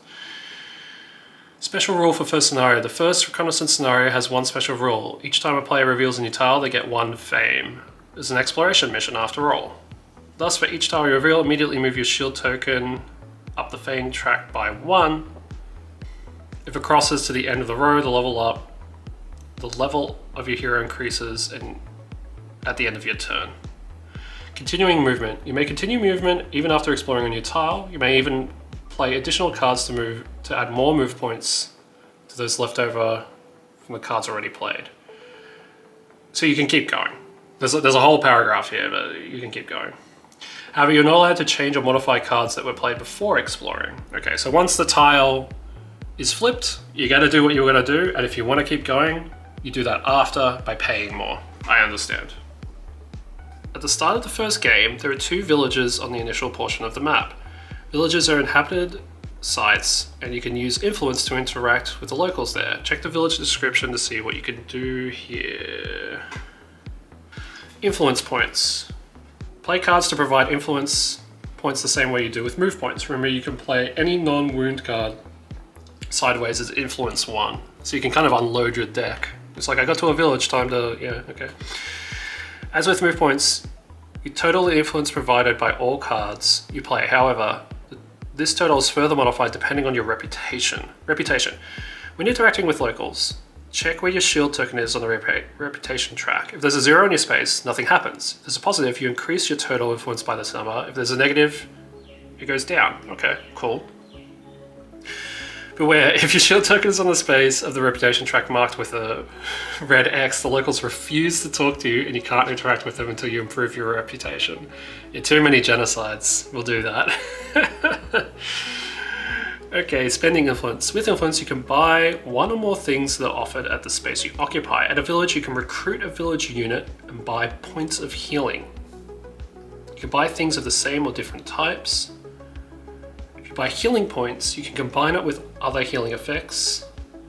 As with movement, you can alternate playing influence and spending it. The bonus or penalty from your reputation, however, only counts once each turn. Recruiting units. Players can only recruit the units that are in the unit offer. Oh, that's these, right? Take a look at these units. In the middle left, let's look at one of them. Sure. Take a look at these units. In the middle left of each unit card, there are 1 or more icons that show where that unit can be recruited. In a village, okay, this looks like a castle and a village maybe? Yeah, this is a village. If there is no unit that the icon can offer, no units can be recruited in the village. The cost for recruiting a unit is in the upper left corner. This is 5 on this card. This is how many influence points you have to pay. If you do, you recruit the unit and it's put in your unit's area. Unlike the other offers, the unit is not immediately replenished when you recruit a unit. As players recruit units, there will be less cards available in the unit offer. The unit offer only gets replenished to its full amount at the start of each round. Okay. When recruiting your first unit, take the command token you have available from the start of the game, which would be this, and put it above the unit you just recruited. This uses up your command unit. You can't have any more units until you progress level 3 when you get another command token. You may still recruit, however, even if you have no free command token, but before taking a new unit, you have to disband, which is remove from the game the old unit. This way the command token is available again and can be assigned to the new unit. Plundering a village. When you end your turn on a village, you may decide to plunder it before your next turn. Doing so gives you -1 reputation, but you immediately draw 2 cards from your deed deck, which strengthens your next turn. Oh, true. That's pretty cool. Plundering does not affect the village. You may still recruit units here. You rampage in the town and it's just like, yeah, but I still want to hire you lot. I still want to use the apothecary. Sure. And if you stay here, you may plunder it again after your next turn. However, your reputation drops every time you do. Plundering is not an action. And you actually do it after your turn has ended, during another player's turn. Just announce that you're doing it, decrease your reputation and draw 2 cards, and then start playing your turn with those cards in hand. Okay.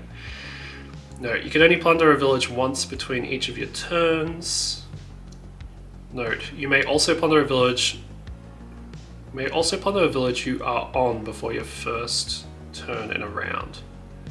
Oh, so like if you flip to nighttime, you can pillage immediately. Okay. Sure.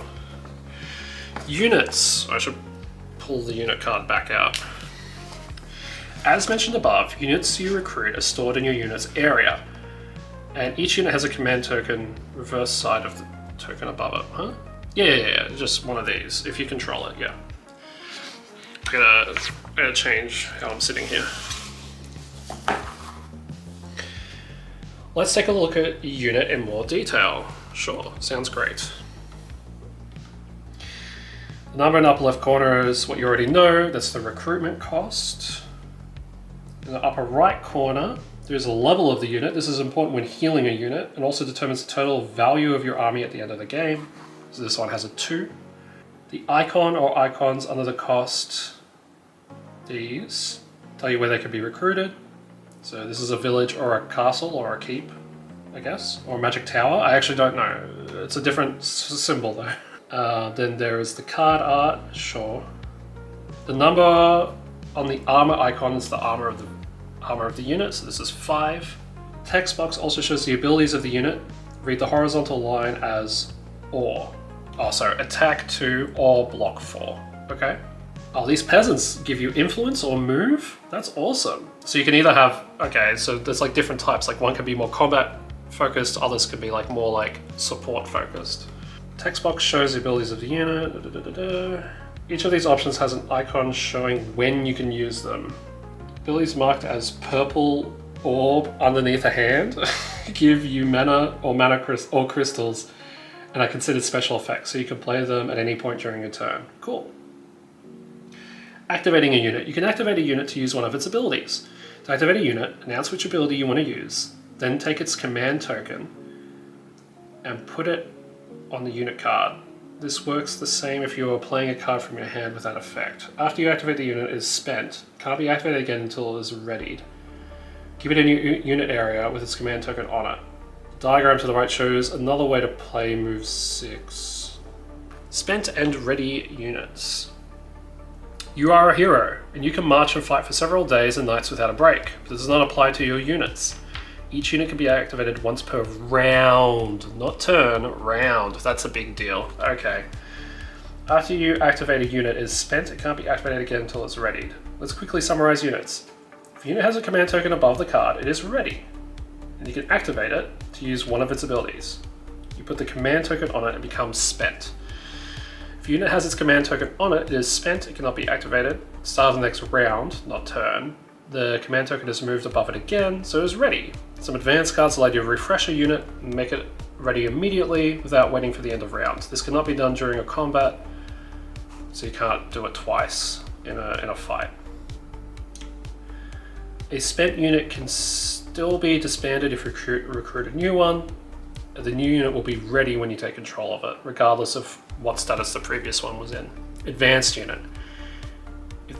If there is a mana symbol in front of the unit, in front of a unit ability, it means that the ability requires mana of that color to activate it, just like the stronger effects on action cards. Some units have grey, red, or blue pentagonal icon below its armor icon. That means they have physical, fire, or ice resistance. Does this have any of those? No. You may encounter combat on many occasions in the game, but for now, the only enemies on the revealed part of the map are the 2 groups of orc marauders. I don't remember that being the case, but sure. Enemy tokens. Let's look at... Wait, did they tell me to set up the map like that? Also, they didn't. But what determines them popping up? They never said. They just told me what they were, not how to set it up. Now, this is setting up the first round, but it doesn't describe putting stuff on the map. Alright. Oh, shit. I'm actually getting there. Oh, fuck. I'm getting there. Okay. Let's look at an enemy token. Blop. The number at the top is the armor of the enemy. So this guy has 3. They both have 3. Basically means you need this much attack to defeat the enemy. Okay. The number to the left is its attack, which is 4. This is This number is how much block you will need to counter the attack, or how much damage you will take if you do not block. It is on a fist icon because the attack is physical. Okay, later you encounter enemies with ice and fire attacks. Why would it be a fist? It's not a fist, it's like a grabby hand. Like I was thinking like a fist. On the right, there may be an icon showing any special abilities of the enemy. This guy has like a bleeding knife. Some enemies may have a special defensive ability such as resistances. These icons are next to the armor icon of the enemy. Okay. Number at the bottom is the amount of fame you get when you defeat the enemy. So you get 3 for killing this guy, or 4 in the book example. That's a lot of fame. Okay, Jesus. Challenging with rampaging enemies. To initiate combat, you have to be on a space adjacent to the enemy token. You announce that you want to challenge the enemy, and the combat begins. This counts as your action this turn, and you can only do one action on your turn. For example, if you end your movement in a village next to an enemy, you have to decide whether or not you want to interact with the villagers or challenge the enemy. Do nothing. Oh, interacting with villagers as an action? Did they say that before? Good one. Another way that combat can happen is to provoke the enemy by moving around it. The enemy will attack you and combat starts immediately. This also counts as your action for the turn. See the movement section above for more on this. Combat outcome. If you manage to defeat the rampaging enemy, the token is discarded to the appropriate discard pile, and its space is now safe. With a provoked or challenge, you gain +1 reputation for defeating any orc marauders. So locals appreciate that you got rid of the menace. But I thought you got like... Oh, reputation. Oh, shit. Okay. I keep mixing up fame and rep. Okay, combat details. Jesus, here we go. Combats are the most complex events in the game, especially when multiple enemies are involved. It would not be fair to let a player handle it by himself when learning the game. Also, someone should look out for the enemy during combat. It's easy for a player to overlook a special ability. If combat happens, the player that was playing before the active player should become the combat manager. They make no decisions for enemies, it's just their duty to see that everything goes according to the rules. Combat manager function is handy for your first games. Yeah. Fine. Combat cards and abilities. In combat, you mainly use cards and units that have Attack X or Block X abilities. If Attack or Block X is written on the card, you can use it as either Attack X or Block X, but not as both. Play these cards the same way you play Move or Influence cards. You stack multiple cards together and add up their values. You can power them up with mana, you can play non-wound cards sideways, as Attack 1 or Block 1. Play cards for each phase of combat in a separate column. There are also some advanced types of attacks like ranged attack, siege attack, fire attack, or block X. Ice, ranged attack, etc. Ranged and siege attacks are the only attacks that may be used in the ranged and siege attacks phase. Elemental fire and ice attacks are useful if you encounter an enemy resistant to the usual physical attacks, and then you treat them as a normal attack. When a card provides Attack X, it always means regular, non-ranged physical attack. Card played sideways also means that. There are also ice and fire blocks. Until we encounter enemies with elemental attacks, treat them as any other block. So like, this guy has like ice block. So I'm guessing it's like frost resistance, but if the dude doesn't have frost, it's just normal block. Cool. Combat phases. Has 4 phases. Ranged and siege attack phase. In the first phase of combat, you have a chance to eliminate enemies before they get to you, but only if you have ranged or siege attacks. If you eliminate all enemies in this phase, the combat is over. Block phase. If any enemy survive the first phase, they will now attack you. Okay, so the enemy always attacks first. You have a chance to block the attack. If you do, it does not harm you. Signing damage phase. Any enemies that you did not block will now deal damage to you and or your units. You decide how to assign the damage. Attack phase. Now you can attempt to defeat any remaining enemies with regular attacks. Combine them with any range and siege cards you didn't use in the first phase. Whether you defeat all enemies or not, the combat is over after this phase. So if you can defeat the enemy with range attacks, there are no other phases. If not, either block its attack or suffer damage, and then you have a chance to kill the enemy with any of your remaining attacks. Okay. How very Slay the Spire of you. They go first. Good luck. I mean, not Slay the Spire, Monster Train. Ranged and Siege attack phase. During this phase, only range and siege attacks can be played. Following diagram shows 3 correct ways to generate range attack 5, along with 2 illegal combination attempts. If you manage to play ranged and or siege attacks of value equal to or higher the armor of the enemy is defeated, discard the enemy and move your shield token along the fame track. As many... So if we kill this guy, we'd go up 3, and you'd go up 1 reputation. If you kill it. Cool. If you can't play ranged or siege attacks of value equal to, enough to kill, you should not play them at all, as they have no effect. Damage to enemies between phases is not tracked. You either kill or you don't. However, ranged and siege attacks can be played in the regular attack phase, where you can combine them with regular attacks to defeat them. Block phase. Any enemies you have not defeated in the ranged and siege attacks phase are now attacking you. If you manage to block an attack, it does no damage to you. You can play blocks, including fire and ice blocks, the same way as any other card. Note, you can also play any non-wound card sideways as block 1. No, you can... Yeah. You can play any card besides a wound card sideways to get whatever effect you want. Movement, influence, attack or block. Total value of blocks played has to equal or higher than the attack. If you don't fully block the attack, it goes through at full strength.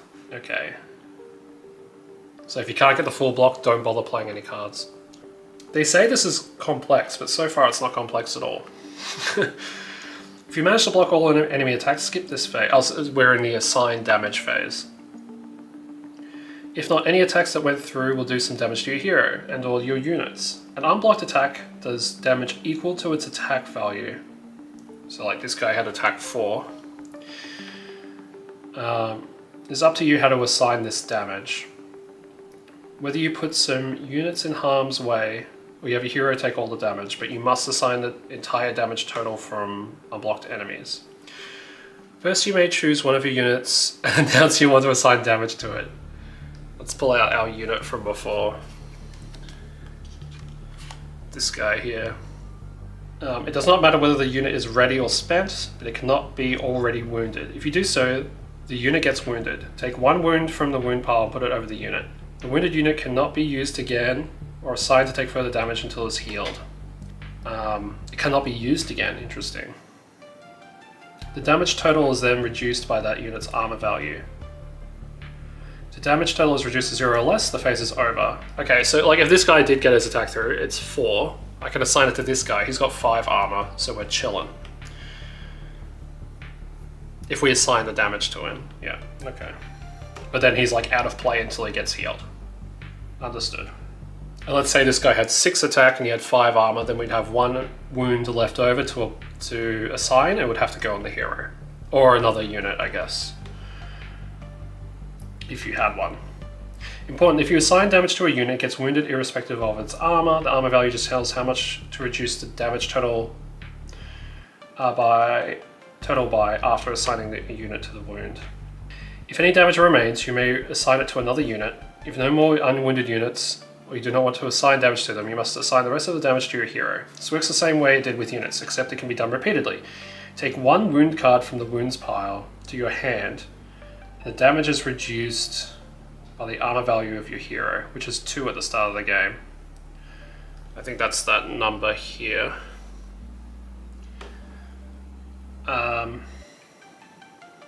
Oh, so your current level token. That is, oh, hey, I got there first.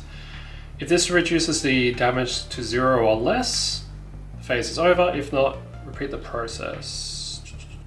Okay, so let's say 5 damage got through. You take a wound and reduce it by 2. I'll know there's still 3 left over, take a wound, reduce it by 2. I'll know there's still some left over, take a wound, reduce it by 2, and then it would be over. Okay. I think I understand. When taking damage to your hero, you can divide the damage by your value of your hero's armor and round up quickly. Yeah, I know. Thank you though. Examples, let's say, yeah, okay. I don't think I need the example, I think I understand. Okay, resistant units. If there is a blah icon next to a unit's armor, it means it has physical resistance. When you assign damage to such a unit, damage is first reduced by the armor. So let's say this guy had physical resistance, this guy hit for 4, I couldn't block it, so I assign it to him. If he has resistance, it hits the armor first, and he doesn't get a wound if he could beat it. In this case, it would be true. But let's read to make sure that's the case. When you assign damage to such a unit, the damage is first reduced by the unit's armor. This reduces the damage to 0 below. The unit is not wounded. If not, we continue as normal. Yep, I think I understand. I don't need a big explanation. Attack phase. And that would be the same with the elemental stuff, of course. Attack phase. Now it's time to finish the enemy. You can play any attacks of total value equal to or greater than the enemy's armor to defeat it and gain the fame. In this phase, you can also play ranged siege attacks and special abilities of enemies. Okay, here we go. A list. The following abilities do not need to be looked at in detail to continue with the game, but can be referred to when the relevant enemy tokens are revealed. I wonder if there's like a handy dandy card. Where's the cat? Hiding. How are you, Witty? No, they were here before being little menaces. Not anymore. They're chilling somewhere. Good to see you, buddy. So we've got fortified. Only siege attacks can be used against these guys. Wait, any siege attack can be used during the ranged... Oh, sorry. During the ranged part, only siege attacks can hit them. Yep. These guys have physical resistance. We know how that works. Well, the total value of your attacks is halved. So if they have armor 3, we'd need to do 6 to kill, except for fire or ice attacks because it's not the same damage type. Yep, okay, makes sense. So we did resistances. Okay, attack abilities. Some enemies have special abilities that apply in the block phase. Swift. If an enemy is swift, it is harder to block. To block the attack of the swift enemy, you need to play blocks equal to twice or more its attack value. Bro. That's fucked up. You're in the city at work right now. Well, you're not at work because you're saying hello to me. You little dodgy fucker. To block the attack of a swift enemy, you need to play blocks equal to twice or more its attack value. This means a swift attack of 3 can either be blocked by block 6 or you can let it through and it does 3 damage in the next phase. Yeah. Brutal. If an enemy has brutal, it's very dangerous. If you fail to block such an attack, it does double damage. Bro. Poisonous. If an enemy is poisonous, the wounds taken from it have side effects. When a unit gets wounded by such an enemy, 2 wound cards are put over it. It has to be healed twice to recover. If hero gets wounded by a poisonous enemy, for each wound card that goes into their hand, another wound card is put in their discard pile. These represent a delayed effect of poison. Okay. Paralyzing. It is extremely dangerous to not block the attack of a paralyzing enemy. A unit wounded by such an enemy is immediately destroyed? What? If a hero takes 1 or more wounds, the player immediately discards all non-wound cards from their hand. That means they will not be able to fight back unless they have some ready-to-use unit. Okay, Jesus. Summon attack. Some enemies have no attack value. They have a summon attack icon instead. These enemies do not attack personally, but they are able to summon a monster to attack you instead. If you destroy one of these enemies during the range and siege attack phase, I'm just going to call it the ranged phase from now on, ignore the icon as the enemy is already defeated. If not, at the start of the block phase, the enemy summons a monster. Draw a random token from the brown enemy pile to see what it summons. The summoned monster then replaces the summoning enemy for block and assign damage phase. That means you either block its attack or face the damage it deals. Any special abilities that the summoned unit's monster applies. Okay, I get the idea. Whether you blocked the monster or took damage, the monster disappears. Discard its token and do not score any fame. In the attack phase, you'll attack the original enemy again. When you first reveal an Orc Summoner, you should show a few brown tokens. Okay, yeah, sure. Knockouts. If during one... Well, what's this symbol? I don't know what this symbol is.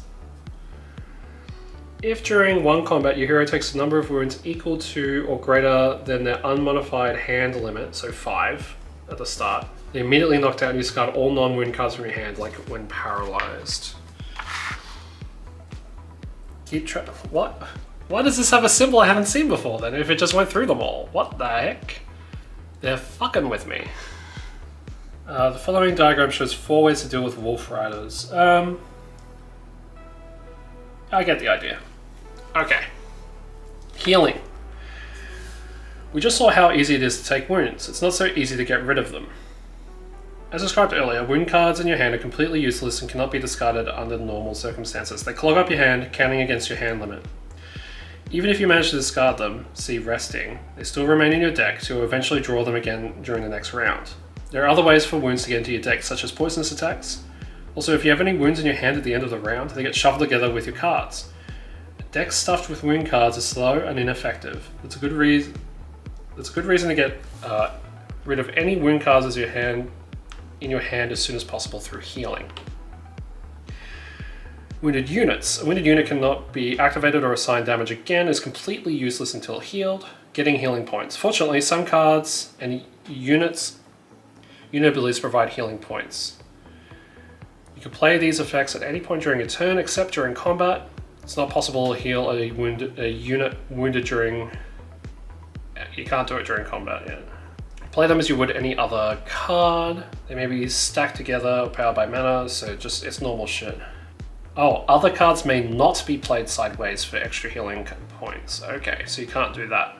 Healing points may also be combined with healing bought in a village. As a result, you have an amount of healing... Wait, can we go back to the village? Healing. You can buy 1 point of healing for 3 influence. Okay. As a result, you have an amount of healing points.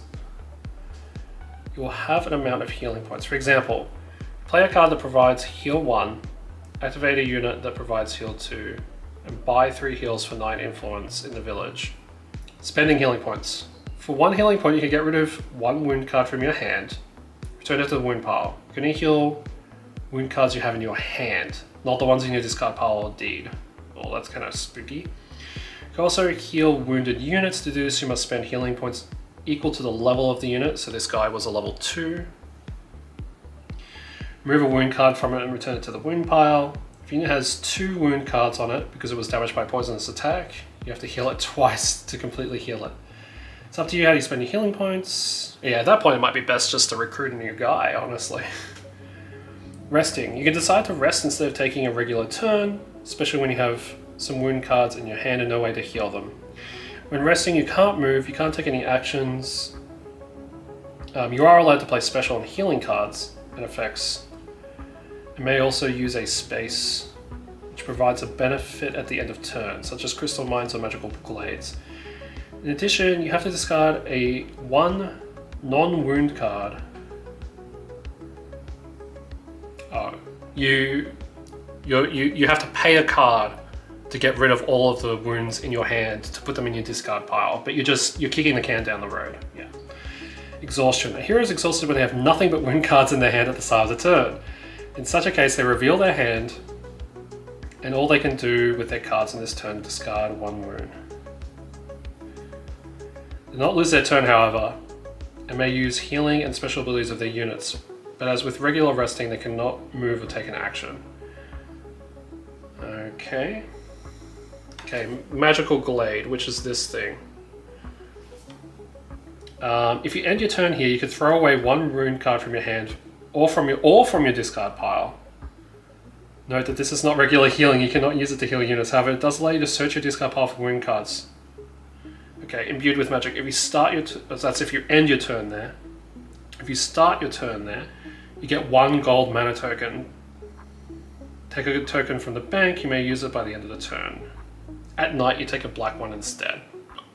Okay. Crystal mines, that's this. Mines are easy to use. If you end your turn on a mine, you get a crystal of corresponding color. Green in the case of the mine that is revealed now. This one, okay. Put it in your inventory. That's if you end your turn, yes.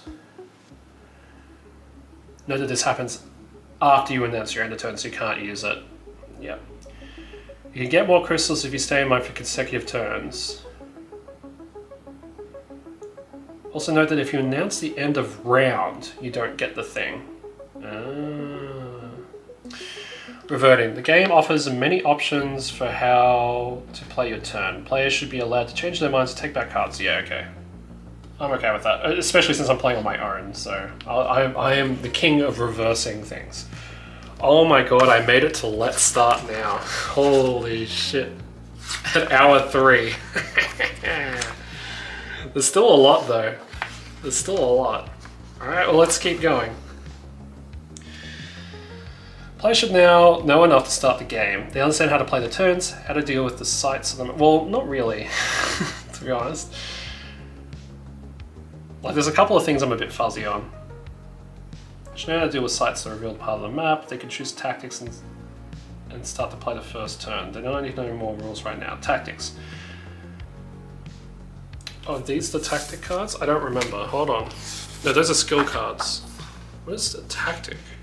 I think that was at the start of round. The day tactic cards. Oh, it's these. Early bird.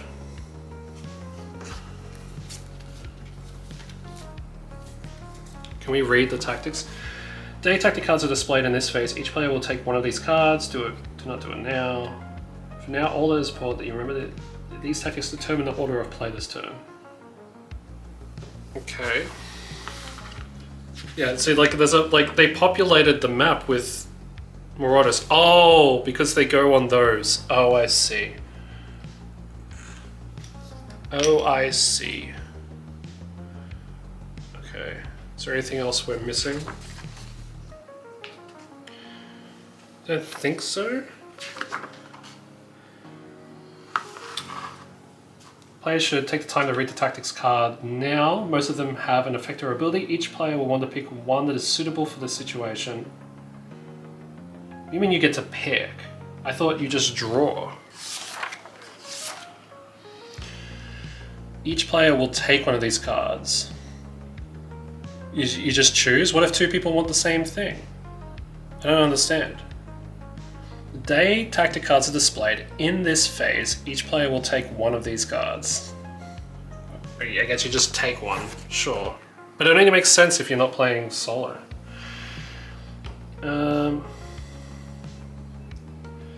Player with the topmost round order token can start their turn. During the first few turns, all players should watch carefully what the current player is doing to ensure they understand the rules. This is just telling you what happens when you reveal different types of tiles. Cooperative and solo scenarios. So let's read this. In the Mage Knight board game, players themselves determine the pace of the game. Someone is rushing, playing most of their cards each turn. The other players have to adjust their tempo, or end up with half of their decks unused at the end of a round. If the players cooperate, it would be advantageous to agree to play carefully, trying to get a maximum effect from every card. Then the tempo adjusting aspect of the game would disappear. The game would take forever. To avoid this, whenever you play a cooperative or solo mission, there is one automated dummy player. Oh, I didn't read this last sentence. Okay, that makes way more sense. Okay. Dummy player. At the start of the game, after players choose their heroes, randomly choose one of the heroes that is not in the game as a dummy player hero. You only need their hero card, their round order token, and their basic starting deck of 16 action cards. Take a look at the hero card. At the bottom there'll be 3 colored dots. Let's get one out. Let's get the red one.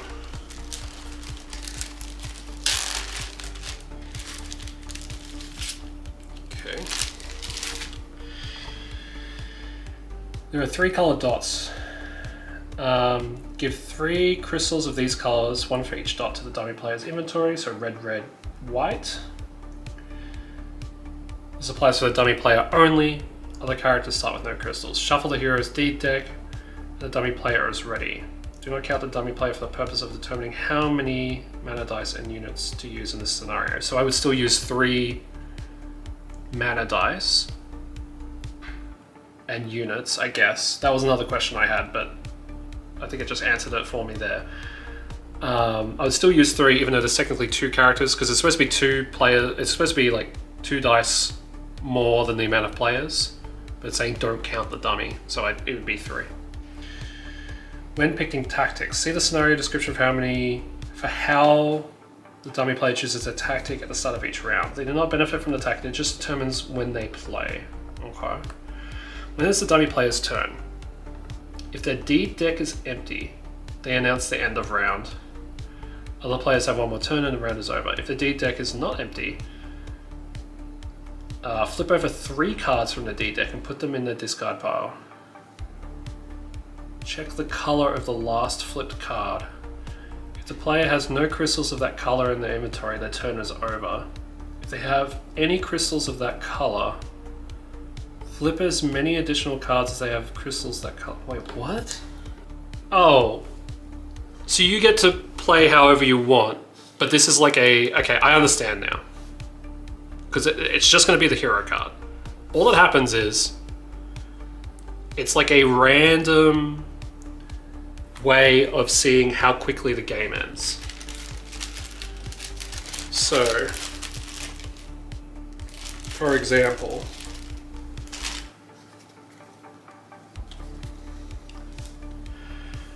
during their turn, we'd go boom, boom, boom. Do they have anything of this color? No. So their turn ends. However, if it had have been boom, boom, boom, they do have they have 2 red gems down here. So then they draw 2 more cards. And then like you can think of the deck as a turn limit to make it so that you can't pussyfoot around. Okay, so let me read it again. If the deed deck is not empty, flip over 3 cards from their deed deck, put them in the discard pile, check the color of the last flipped card. If the dummy player has no crystals of that color, like we did the first time, the green one, their turn is over. If they have any crystals of that color, flip as many additional cards as they have of that color, so he flips 2 because it was red, then the turn is over. The color of the additional cards does not count. Note, if there are not enough cards in the deed deck, flip as many as you can. On the next turn, they'll announce the end of round. Okay, so they turn it into a timer. They turn the second character into a timer. Okay, I understand now. When preparing a new round, when removing the lowest card from the spell offer, put it at the bottom of the spells deck. As usual, in addition, add 1 crystals. Okay, I don't understand this because we haven't gone over spells, so I don't understand this. While the dummy player does not play too aggressively, so you have enough time to play efficiently. Sometimes though, the random flips mean they'll go through the deck much faster. Watch the dummy player's deck to adjust your tempo. You have a slight control over the dummy player's deck and crystals.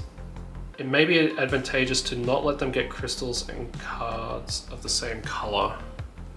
Also, like, when you choose their advanced card, you give them like a green one, not a red one, because it would fuck you more often than not. The deck used for the dummy player is the main reason why all cooperative scenarios are up to 3 players only. If you really wish to play a 4-player cooperative scenario, simply create another deck from the remaining heroes. Well, yeah, okay. Whichever you decide, skills in the solo game. In the solo game, it's just telling you to get rid of the PvP skill. So like there's one with a black, there should be one with a black skull. Like that's a co-op one. Where is it? This one. You would just remove it. Okay. So there's some things I'm a little confused on, and I'm gonna try to solve them now. Like the unit offer, it never told me in the setup here how to do unit offers. To create the unit offer, reveal as many unit cards as there are players, then add 2. Okay, so we'd have 3 units here ready to recruit. And they reset, when do they reset? If it was day, flip the board to night. If it was night, flip to day, reset the source, re-roll the mana die, create a new unit offer. So it happens at the start of a round. Okay. Refresh the advanced action offer. Oh, we never went over the offer for, that's right, because it was using terms I didn't know. First round preparation. Choosing tactics, taking turns. Yeah, it doesn't say anything here about advanced action offers or whatever. Well, let's read. Oh, you get it when you level up, right? I'm remembering now. Let's see if I can find that again real quick. I think it was on the fame board. Fame and reputation. Here we go. When a player progresses to a row marked with the skill... No, that's how you get skills. How do you get the actions? Oh, please note that some advanced action will not be used. Oh. Should only use cards numbered 65 through 80 for the first game. Cards 81 through 92 should be removed from the deck and returned to the box. Oh. Where's the number?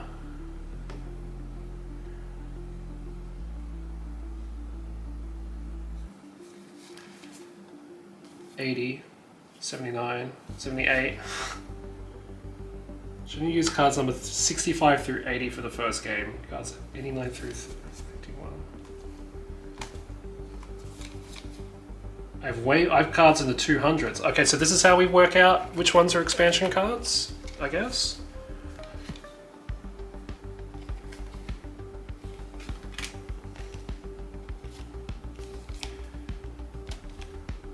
Okay, so that's an actual advanced action card.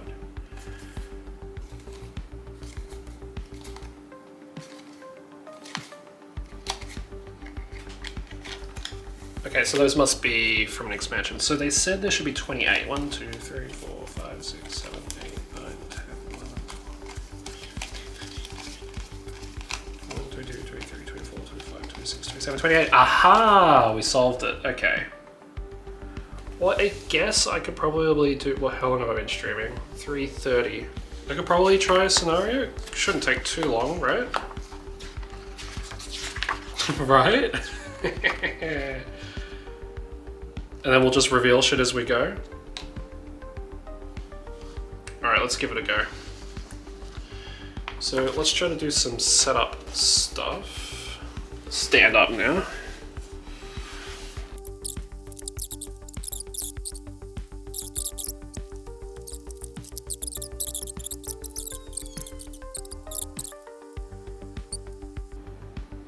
I think you still choose a tactic.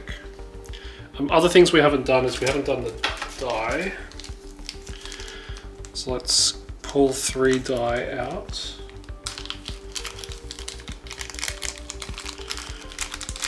Because there's 1 player. I'll have to think of a way to frame this. Still have space over here. Might move this light a little bit. We'll learn as we go. I don't really know what to pick here. I think just for the purposes of learning, I'll just go first and they can go second, and we'll deal with these once we know the game a bit better.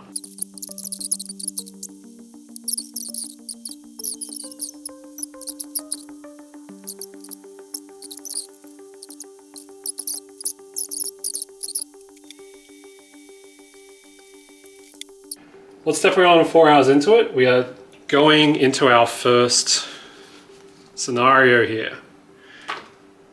There's a lot to learn, but we're there. And we'll continue learning as we go, but I'm feeling pretty confident right now. Also, welcome back, Cider-Man. Okay, so let's try doing our thing here. So we draw 5 cards.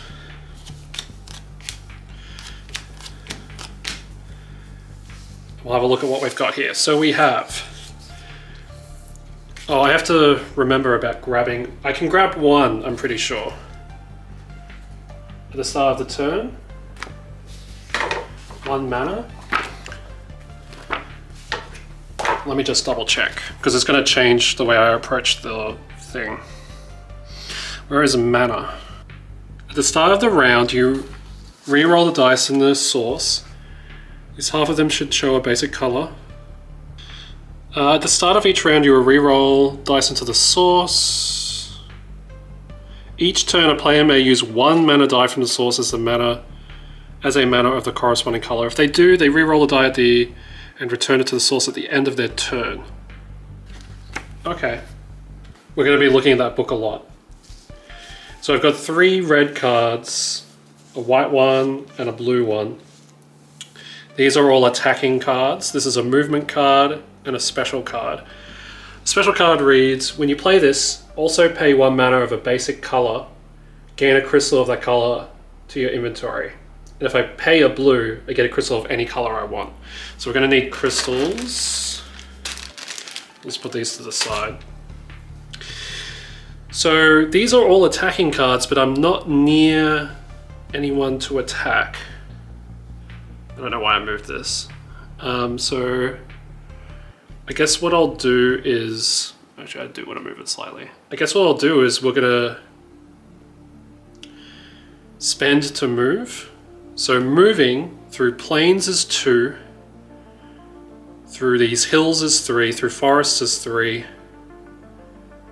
That's all that really matters to us right now. So like I could move, well, so I'll take a win. No, it doesn't matter what I take actually. Influence 5, reputation -1. Oh yeah, threaten. Okay, yeah, that makes sense. Well, I guess it doesn't really matter which mana I take. It's not going to matter. So I can move 2, 3, 4, 5, 6 worth if I use everything to move. 2, 4, 6. So the way this will work, we use swiftness to move 2, and I'll play these sideways because I can't do anything else with them. Well, actually, I would like to play this card. No, I don't think I do.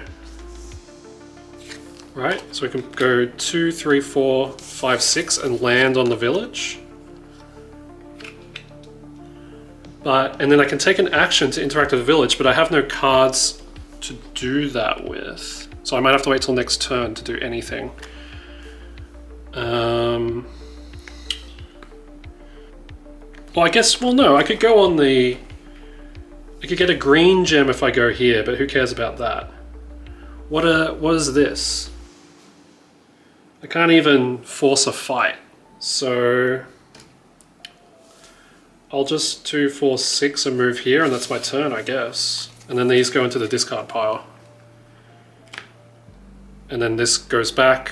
I guess I re-roll it. I went on the white anyway. And then... So that's my turn done. Then this player will pull 3, and if it doesn't match any of the gem color, which is good, we don't want it to match the gem color. It's like a time limit. Okay, so that's their turn done. Now I draw 5.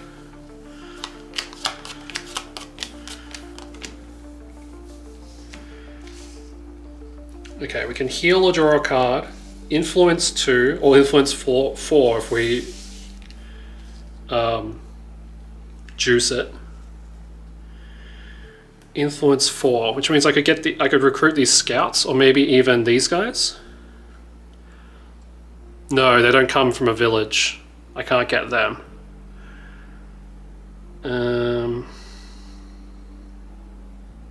Okay, well, I think regardless I'll take this.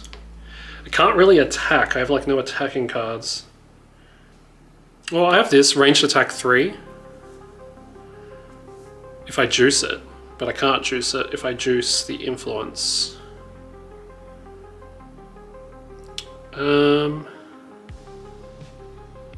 You're gonna recruit thugs. And they can attack for you, but you lose reputation. That's kind of crazy. Well, I need to start getting fame, so I'll juice my influence, I could draw a card, which is pretty good. Well, why don't I do that now? Use it just to draw a card, because if it gives me an attack card, I might hold on to it. Okay, it's a move card. I've got lots of move cards. I guess I could hold on to them for next turn. But I'll juice this. I'm keeping this card for sure. So this represents 4 influence. And we'll make that 6 influence, which means I can recruit this guy. But I'll just make sure that that's correct before I continue. Oh wait, no, he's not at this place. Whoops. Okay, I guess I'll grab that person then. And keep these.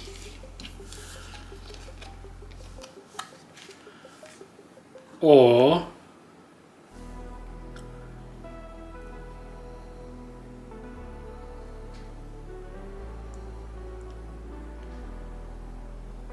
wait, if I do an action now, I can't fight somebody. True. So I may as well use the mana here. I was thinking I could hold on to the mana for this, but I can't do something in the village and attack somebody. So I don't think, anyway. They said that somewhere. You can't fight and interact in one turn. Yeah. So what I'll do is I'll juice this card to recruit the scouts. So they're mine. Yay.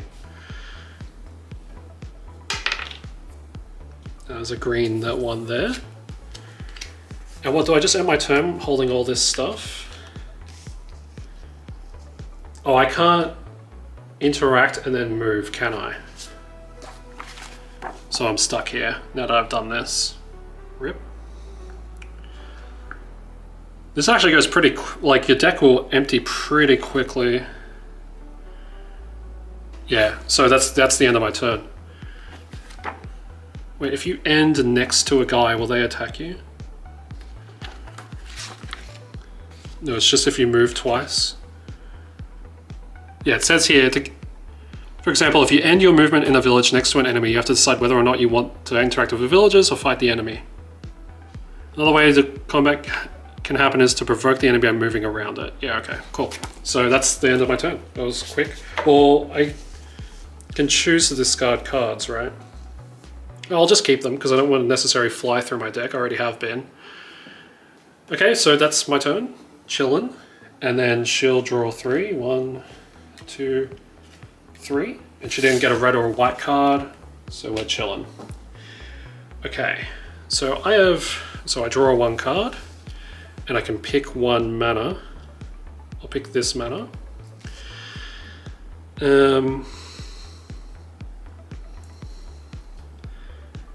And I should just be able to one-shot this guy. So I'll spend...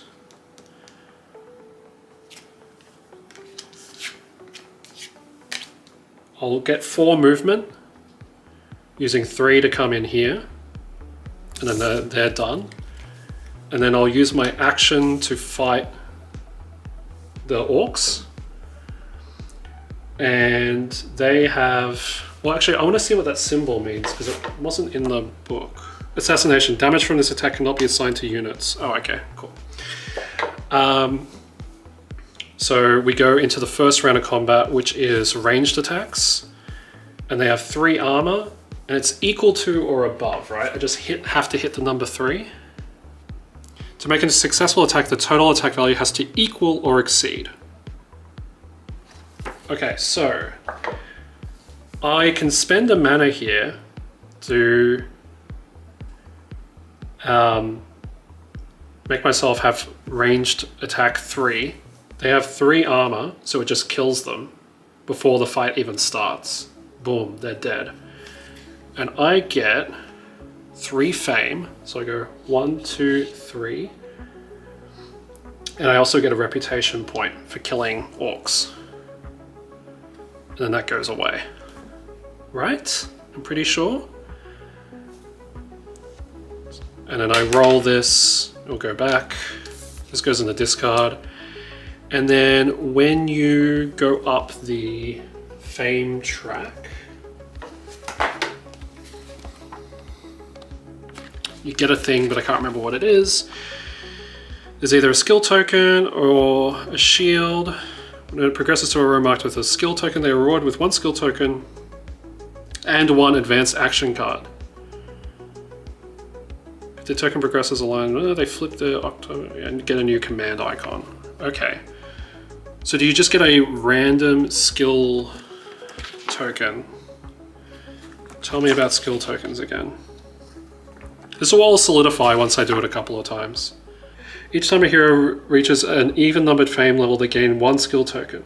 Players put skill tokens they gain during the game face up in front of them. Players may gain skill tokens of their own character, but also skills of other characters? Okay. But do you just take the top one, or do you get to choose? It told me somewhere, but I don't remember. It'll be in setup. Skill tokens. Each hero has their own set of 11 skill tokens. These represent natural directions. Randomize the tokens. Okay, so yeah, so we went up a fame level, so we get a skill token. That's nice and confusing. Thank you for that. But we can see what it does. This one is called Motivation. Once a round, on any player's turn, flip this to draw 2 cards. You have the least fame, also get a blue mana token. You cannot use another motivation skill until the end of your next turn. Well, it only says you can do it once per round. So I don't know how that would work, but okay. So the next thing I need to read is... Well, it just says once per round, so that's fine. I can put this to the side, we don't need this here. Okay, so they're dead. And I might activate... Well, I guess you just put the thing on top of it. I might activate her, because she says move 2. So I could move back here. Right. And it says you may reveal a new tile at the distance of 2... No, I can't move after an action. True. Okay. Well, actually, can you? With this? Or would it have to be before? Actually, that's an interesting question. Can you use units outside of your actions? Units. You can activate a unit to use one of its abilities. To activate a unit, announce which ability you want to use, then take its command token, put it on the unit card. This works the same as if you were playing a card from hand with that effect. After you activate a unit is spent...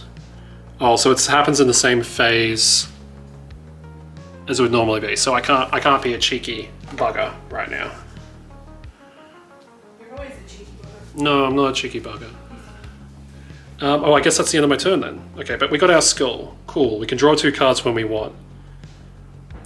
Cool, cool, cool. Okay, and then she'll do her thing. She drew a red as the top one, so she draws 2 more. When she gets to 0, the next turn she'll announce the end of the round. Okay, I will draw 3 more cards. And I only have 1 more card in my deck. Oh, wait. I was supposed to get an advanced ability. Does it go straight into my hand? I think it does. Hold on. We missed something. It was under, like, level up. I'd rather do this painfully and learn than fuck up. Okay, so we get to take one of these. We play this pay a mana if you pay green, move 4 if you paid white, influence 4 if you play blue. That's really cool. Influence 3, +1 reputation for each unit you recruit this turn. Move 2 and heal 1. Play during combat, move 2. I'm gonna take this pure magic one. But does it go into your hand? Oh, that's what I was trying to find out. Does it go into your hand? Oh. Put the newly gained action card on top of your deed deck. Then refresh the advanced action offer by moving cards down. and adding a new card. Okay. So we put one here, and I guess we did our draw. I'll just put this back, whatever this is, I'll just put it back. We did our draw a bit badly, but that's fine. Okay, that's done. She did her end of turn stuff, and now we'll move. So the goal of this scenario is to find a keep, so we need to start hoofing it. So this is our next turn here. We've got 2 reds and a green. I'll definitely do movement this turn. So I'll take the green. And I can get her to may reveal a new tile at the distance of 2 spaces instead of 1. Maybe next time. I'm gonna have to keep reading. It's the only way to learn here. So revealing new tiles. Exploring. When you're setting a spot that borders empty table space, I'm not. It's not an action, it's done as a part of movement. And you have to pay 2 points. So I can calculate all my shit now. Oh, I guess I could activate her now. Well, I don't know why I'm flipping her to the side. So we'll go move 4, move 2, for a total of 6 move. And I can flip something 2 tiles away, so I can flip immediately. You know, that could have been my dad. What? He delivers flowers.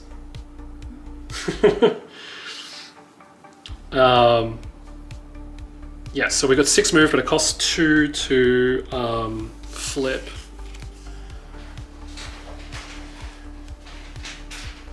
I think it said, can you add more movement after you reveal?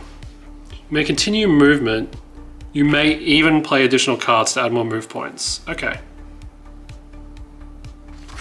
Okay.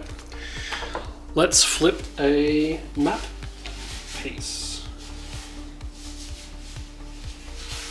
Donk. And we've got white thing and a keep. Can we read about keeps? I got myself a gift. Are you actually going to put juice? Oh, it's a vase. Well, it's a vase, but it's also food safe, so you can put juice in it if you want. Well, you'd have to put something on top to seal it, right? Not necessarily, Yeah. but yeah, it's. I thought that was cute. That is They kind of have an cute. orange one. Do you want This is to? Do you want to? My wife got this. It's like looks like a carton of juice, but it's a vase, or I guess you can put juice in it. Yeah. Or whatever. It's food safe, so yeah, you can put food in it. Sick.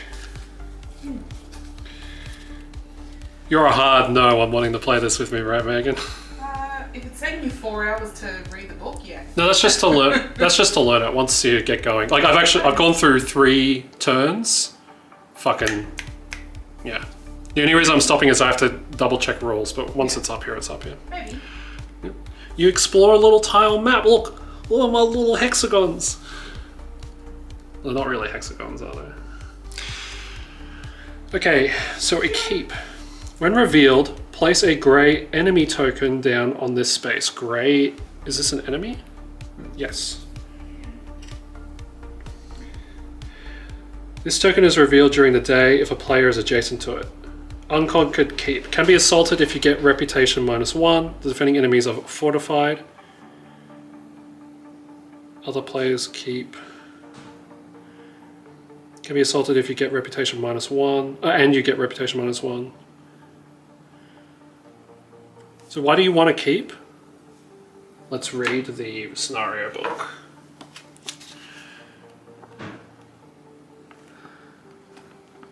Revealing the keep. Find and read the keep description card. When the keep is revealed, place a grey enemy token face down on its space. If a player moves to the space adjacent to the keep during a day round, reveal the token and it remains face up even at night. If the token is not revealed before night comes, it remains face down all night unless someone assaults the keep. Grey token represents the garrison of the keep. Unlike rampaging enemies, the garrison just sits behind the walls of the keep. It does not limit movement to adjacent spaces, and you cannot attack from them from an adjacent space. To fight them, you have to move onto the space to assault the keep. Assault. Well, I want to know why you would want to do this. When you enter a space with a fortified keep, a keep, mage tower, or a city during movement, you must assault the site. Oh wait, I get fame. Hold on, I revealed a tile, so I get fame. I'm pretty sure for this scenario. We can double check that. Contrary to defeating rampaging enemies, assaulting a fortified site is not something that is perceived positively by the locals. Each assault causes you to get -1 reputation. Then a combat is fought. If you defeat the enemy, not only do you get fame for defeating them, but you also conquer the keep and become the new owner. Put one of your shield tokens there to mark that you're the player that conquered the keep. Only you can benefit from this keep. If you fail to defeat the enemy, your assault failed. You return to the space where you moved to the keep. You can try another assault next turn, but you get another -1 reputation. Fortified enemies. Enemies are fortified as if they have the fortified symbol. Ranged attacks cannot target enemies during the range and siege phase. To defeat them, you either have to use siege attacks only, or you have to wait till the attack phase. If the defending enemy also has a fortified ability on the turn, it's fortified twice. Even siege attacks can't do it, okay. Assault and rampaging enemies. Assaulting is part of movement. The move that results in an assault fulfills the condition of provoking rampaging enemies. You're assaulted from... Oh, so if there was like a... Okay, I understand. But what do you get besides the fame? This is what I want to know. What's the benefit? Help me.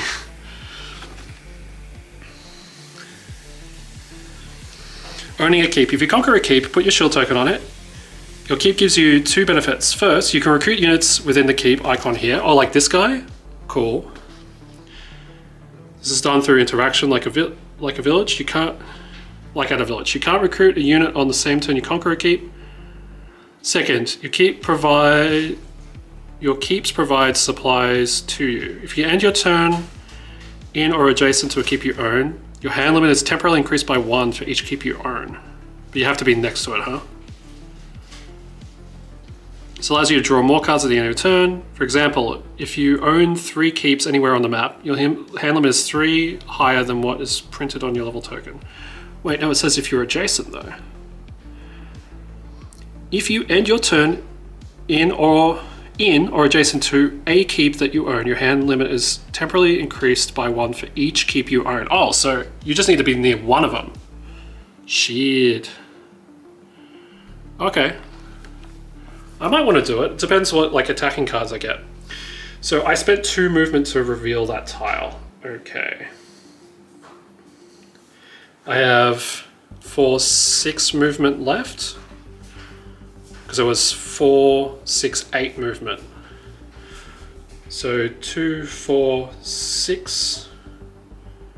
Or I could go 3 and reveal again. I might do that. 3 and then use 2 to reveal here. Because that's going to get me another fame. Oh, I should check just the scenario. Just to make sure. It said it somewhere. Oh, special rule for the first scenario. The first reconnaissance scenario has 1 special rule. Every time a player reveals a new tile, they gain 1 fame. It's an exploration mission after all. Okay, cool. And where is reputation again? Okay, reputation just gives you +1 on interactions. Okay, so I've spent 3 of my remaining 6, and then I'll flip again. Boom. And then we'll put one of these. Jesus. And the Mage Tower. Okay, let's read about Mage Towers. It's like delivering to a new... It's like me taking over a run at Bidfood, right?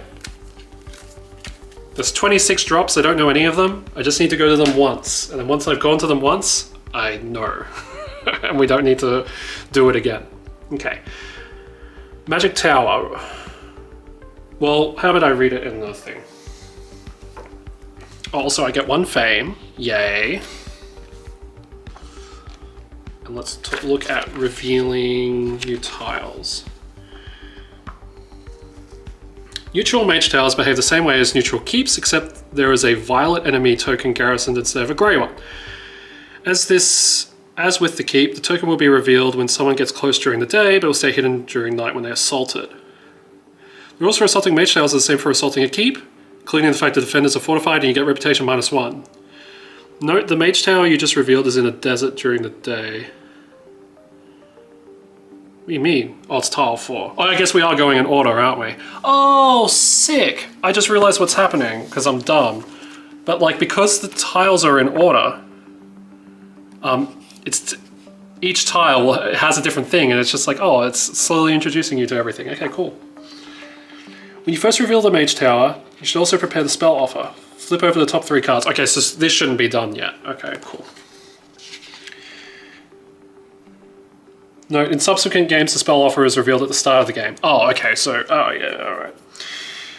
When you conquer a mage tower, put your shield icon on it. Contrary to keeps, this does not mean the tower is yours. It just reminds everyone that you broke the resistance of the garrison. As a reward for conquering a mage tower, you gain 1 spell from the spell offer at the end of your turn. Once conquered, spells are willing to cooperate with anyone. Any player can interact with the conquered tower, regardless of who conquered it. It's possible to recruit dudes that have the mage tower icon. Does my person have that? Yes. Buying spells. In addition, you can buy spells here. You can buy any spell in the spell offer. What about when you conquer it? Do you just get 1 for free? Come on. Well, what? Who the fuck would ever conquer 1 first? And also 1 mana of the same color of the spell you want to buy. It's not easy to buy spells. Jesus. Oh, you do get 1 spell when you conquer it. Okay, yeah. Because I was just like, why would you ever be the first mover on that? Okay, when you buy a spell, it goes on top of your deed deck. Then replace the thing. As with any other reward for combat, you pick your spell at the end of your turn. This is speed up the play of game. Casting spells. Spells are very powerful cards. Violent enemies. I don't think I found anywhere where the orcs, if you know if the orcs are revealed at first or not. Like, they're revealed in the scenario here, but I don't know why. Maybe they just are. With the initial setup of the map, there are 2 orc Khan symbols. Draw the tokens from the pile with the same symbol on the reverse and put them face up on the marked spaces. Okay. That's just for this scenario. Whatever. Maybe someone can help me with that later. Okay, and I went up fame. Cool. And that's all my movement, right? Yes. So this goes back. I spent these. I roll this. Oh, a night 1. I don't think that can happen. So we roll it again. And oh, no. That's not night. That means it's now unusable. For this round, I'm pretty sure. Okay, and that's the end of my turn. Nothing else happens. They're going to go 1, 2, 3. Uh-oh, and then they're going to draw 2 more cards. Okay, so this is the last turn of this round. Because next turn they're going to announce the end. So I get 1 turn now and then 1 more turn. Although we're out of cards anyway.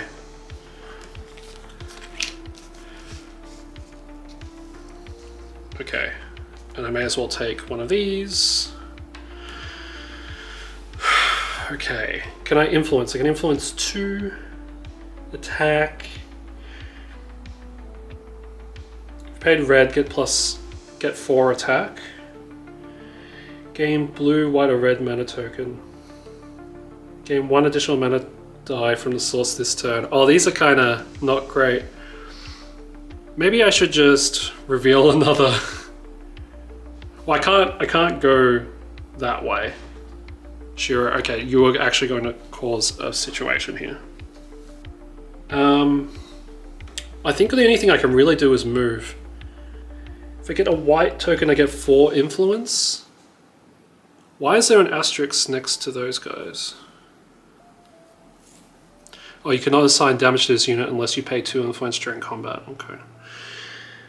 Well, I can't recruit them, so... Wait, what do I even do? I just move a bunch this turn? I can't really attack anything. Like, okay, we'll use instinct to just move 4. Or do we want to move 2? Well, there's nothing else I can spend this on, so I may as well spend it here. Do I get +4 attack rate? Okay, I'll move for 2 And that will be that, I guess. Well, no, it flips and then I can keep adding cards, can't I? So they give me 5 fame, they have fire resistance and physical resistance. Jesus Christ. So unless you have ice attacks, you have to do 8 damage. I can do, they'll hit me for 3. I can do how much damage? Yeah, no, it's not worth. So I think I'll just move a bunch. I don't think there's anything I can really do. Oh wait. Man, these guys are resistant to everything. What the heck? Oh no, I can still hit them with physical attacks. They have 5. I'm already moving. No, I've already moved for 2. I could move for another 2 if I turn these sideways and then attack for 4. I'd be able to attack for enough, but I would definitely take some damage. But I want that fame, brother. Okay, so if I'm doing this right, I can put these sideways to move 2. Right? Then they're gone.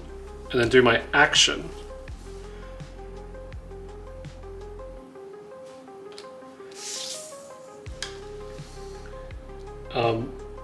So that I have no ranged attacks. They're going to attack me first. And I could block their damage, but unfortunately, I won't be able to kill them then. So I'm just going to have to take the hit. I could make it so these guys take the hit. Well, they hit for 3, they only have 2 armor, so I'm taking damage anyway. That's fine. So they're going to hit me for 3. I have no block. So I'll assign a wound to them, and it will take off 2 of the attack. And then I have 2 armor, so you take a wound no matter what. And then that will get rid of, they only have 1 attack left and my armor blocks the rest of it. And now I can attack them. I'll put a red mana on this, giving myself 4 attack. And then I will attack for 2, which equals 2 or is greater than 5, killing the lad. Now, the order here is probably important. Like for the fame and reputation. And my guess is you get the fame first. So I'll get 3 fame, boom, and 1 reputation. And now we're at +1 reputation. Cool. Oh, fame's not affected by reputation, only influences. So the shield icon, if I don't remember, so that's why I'm looking. You get. Oh, you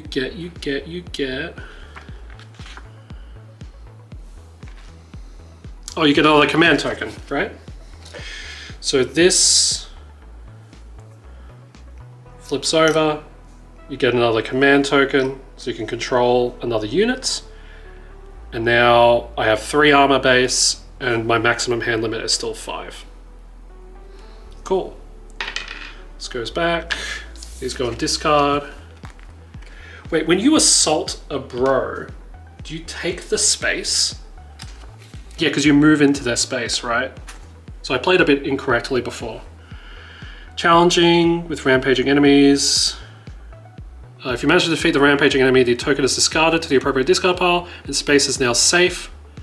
When provoked or challenged, you gain +1 reputation for defeating any orc marauders. Move your shield token up on the reputation. Oh no, you don't take the space. Okay, you just attack them. All right. Yeah, I'll just play like that for the moment. That's my turn, which means I'm kind of stuck here. They're going to announce the end of round. I can't do anything, so I also end the round, and that's the end of the round. I'm pretty sure. Okay. Now let's go to the... First thing I need to check is the dummy rules. Oh. I think I've been playing the dummy wrong. It's a good thing I'm reading. Flip over 3 cards from the D deck, put them in a discard. Check the color of the last flip card. If the dummy has no crystals of that color in the inventory around their turn is over. Oh. They have crystals of that color. Flip as many additional cards as they have crystals. Then their turn is over. And they spend the crystals, right? So yeah, we went a bit quicker than we should have there, technically. End of a round. If a player runs out of cards in the D deck and they do not want to play anything in their hand, preparing a new round. Do the following. Flip the day and night board to the other side. The time of day changes.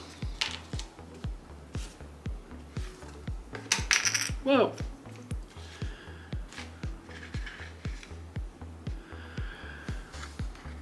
Reroll all mana dice. On the thing. Take all unit cards from the unit offer that were not recruited and put them on the bottom of the regular deck. If there are also any advanced action cards in the unit offer... Huh? Sure. Reviewing the cards for the unit offer. The amount of units is... Yeah. Well, let's just do this now. So these go away. I have to heal my scouts. Then we get 3 new ones.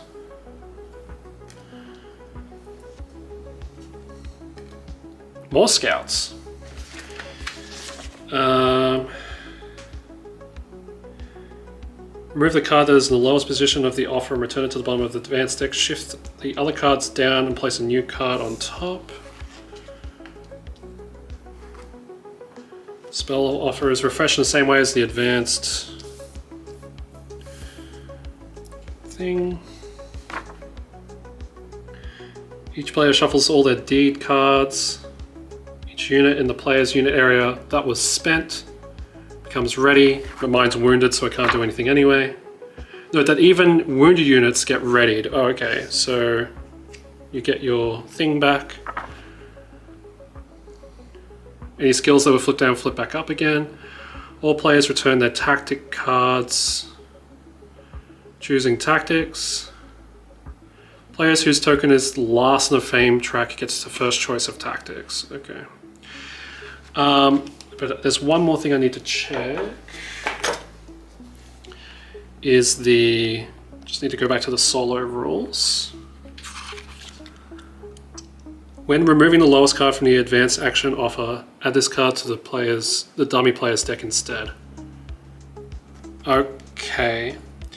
So this one's blue. So what happens with the dummy deck is we add this to their dummy deck, and then because this is a blue spell card, we give them a token. So we're gonna actually use the tokens now. They need a blue, a white, and 2 red.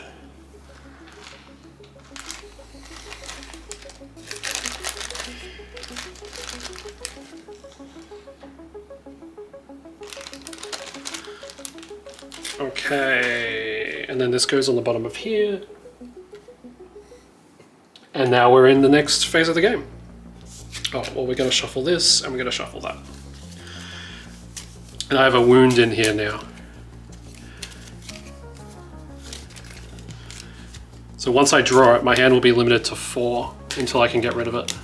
Because I don't think it shuffles back into the discard. I don't think. So you don't want to see it early. Before I draw there, let's shuffle this. I think at this stage I am going to make this a YouTube video. I'm just deciding in real time now. Corrections, advice, things I'm missing would be greatly appreciated. I will study those comments. Okay, so we're now in round 2. But we only have 3 rounds. I need to explore. I'm spending too much time fighting. We need to explore. 1, 2, 3, 4, 5.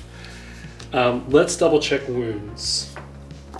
Can you discard them? I don't think you can. You have to heal. They cannot be discarded under normal circumstances. They clog up your hand, counting against your hand limit. Oh, the only way to discard them is through resting. But yeah, you would want to heal them. Okay. Well, it's unfortunate I got it immediately. I think a heal is in order because I'd like to heal her and me. I could take the white mana and get 4 influence because it's 2. Am I right? It's 2 per heal. It'll be under interacting with a village. No, it's not under that. It's under healing. Somewhere is healing. Healing! When interacting, you may pay any amount of influence effects to generate influence points. And because my reputation is +1, I get +1 extra. You can spend the influence points on whatever the site offers. See site description card. Player can recruit a unit healing points. Yeah, it's 3 at a village and 2 at a monastery. So I would need 6 influence points, and I'm at 5 normally. Okie dokie. Well, let's move to the get in, and then spend our white mana. I picked up a white mana, right? Yes. That will get me 4 influence, but it's 5 because of my reputation. And then I can spend 1 of these to make it 6 reputation, and then heal 2 wounds. We'll get 2 healing points and get rid of these 2 wounds. And they go away. They don't go to my discard pile, they go away. And that'll be it for my turn.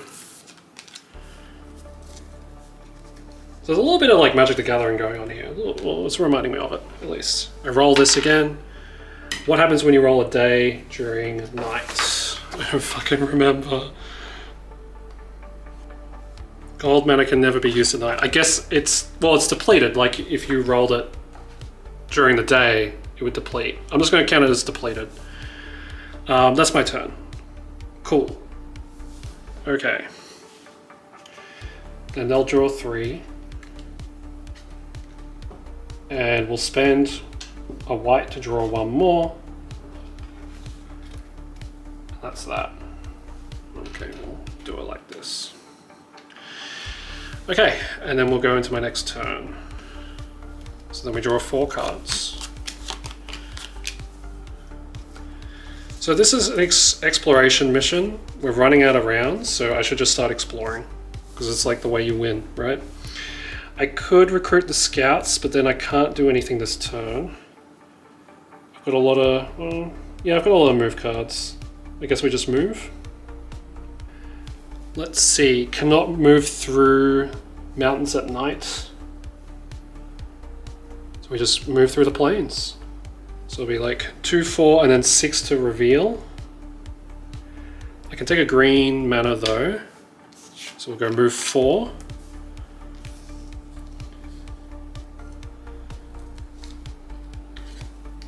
Move 6, move 8. Oh, sorry, they shouldn't be flipped like that.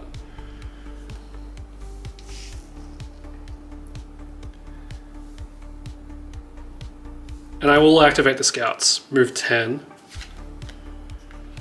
And I can reveal a tile at a distance of 2 spaces, so I can reveal it right now, actually. Yes. So we'll reveal here. Boom.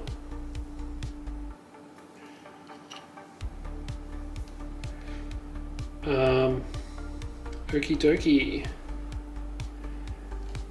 That's board number 5. So now we do a bunch more reading because it's going to tell us about what is a monastery. Every tile we flip, it's going to teach us something, which is actually kind of, what's the word? Well designed. When a monastery is revealed, you immediately draw 1 card from the advanced action deck and put it in the unit offer. Oh. The unit offer.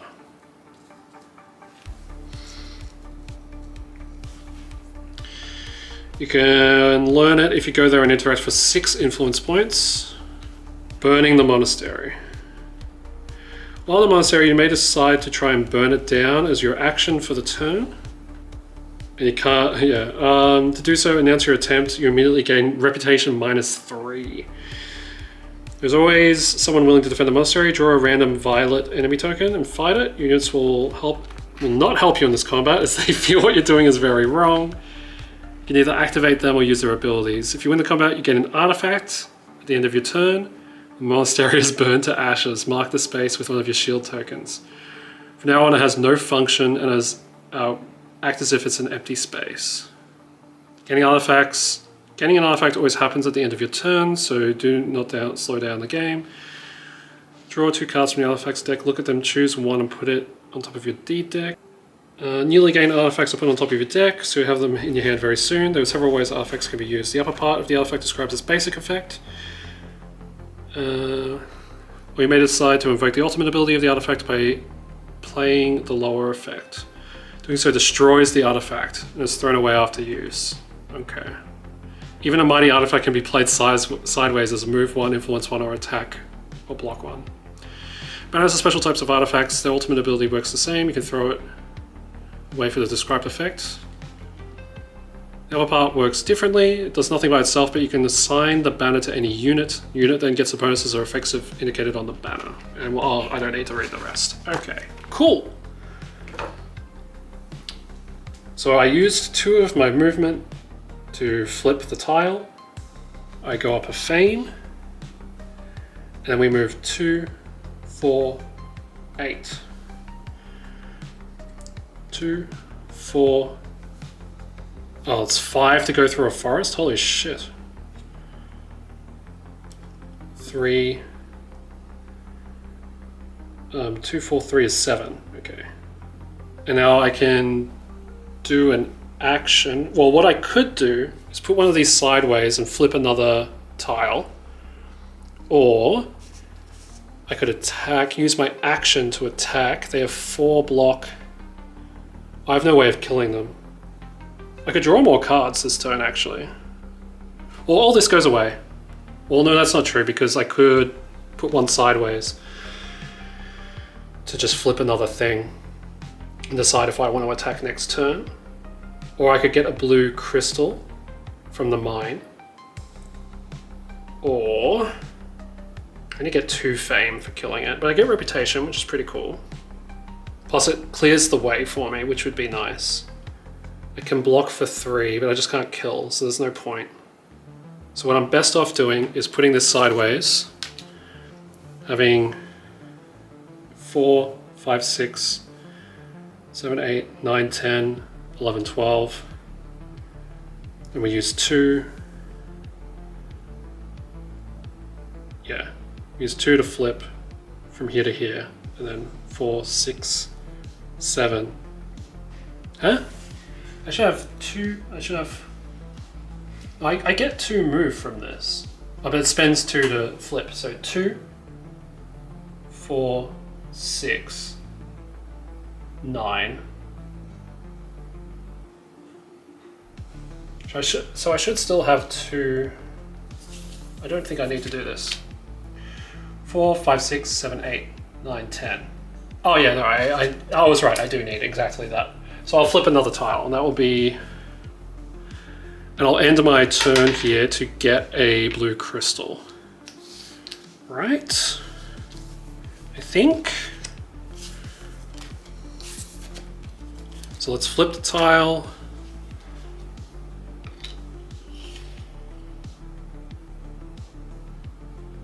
That's not the way it goes. It goes like this. That gets me a fame. And we got to read about monster dens. But I'll end my turn, and that gets me a blue actual hard crystal that I can spend later.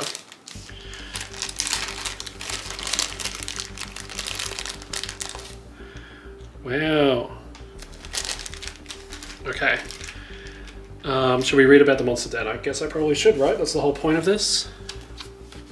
This is the first adventure site we have encountered. Unlike rampaging enemies or fortified sites, Keeps over Mage Tales, players may completely ignore an adventure site, even when on that space. As long as you do not announce that you're entering the monster den, you can treat Treat the space as if it were empty. You may announce that you are entering the monster den as your action for the turn. If you've not already taken another action, if you do, draw a brown enemy token and fight it from these. If you win, mark the space with a shield token and remember it was you who accomplished the adventure. The monster den is conquered. It has no other meaning for the rest of the game. As a reward, you get 2 random crystals. As with any reward, claim it at the end of your turn. Roll spare mana die twice to see what you get. If you roll gold, you may choose any color. If you roll black, you get +1 fame. Cool. If you not defeat the enemy, you will remain in space, blah blah blah. Also note, you gain reputation when defeating rampaging enemies. You lose reputation when assaulting fortified sites, and you gain neither nor lose when at an adventure site. Okay, cool, pretty simple. So that's my turn done. Then she goes. 1, 2, 3. She got a red, so we'll get rid of her 2 crystals. Draw 2 more.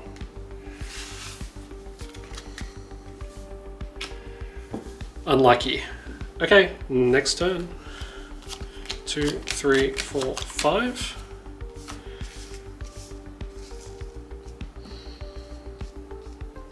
Oh, heal 2.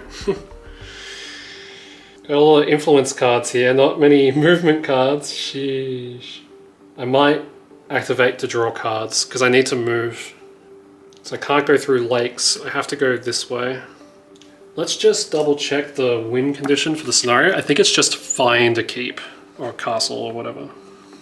The first scenario ends when a player reveals a map tile with a city on it and each player has had 1 more turn. Well, I could grab a green mana just to draw 2 cards here. Yes?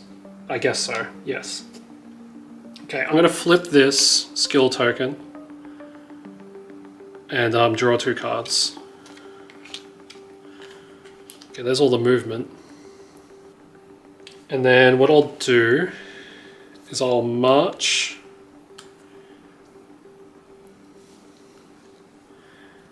and concentrate on marching.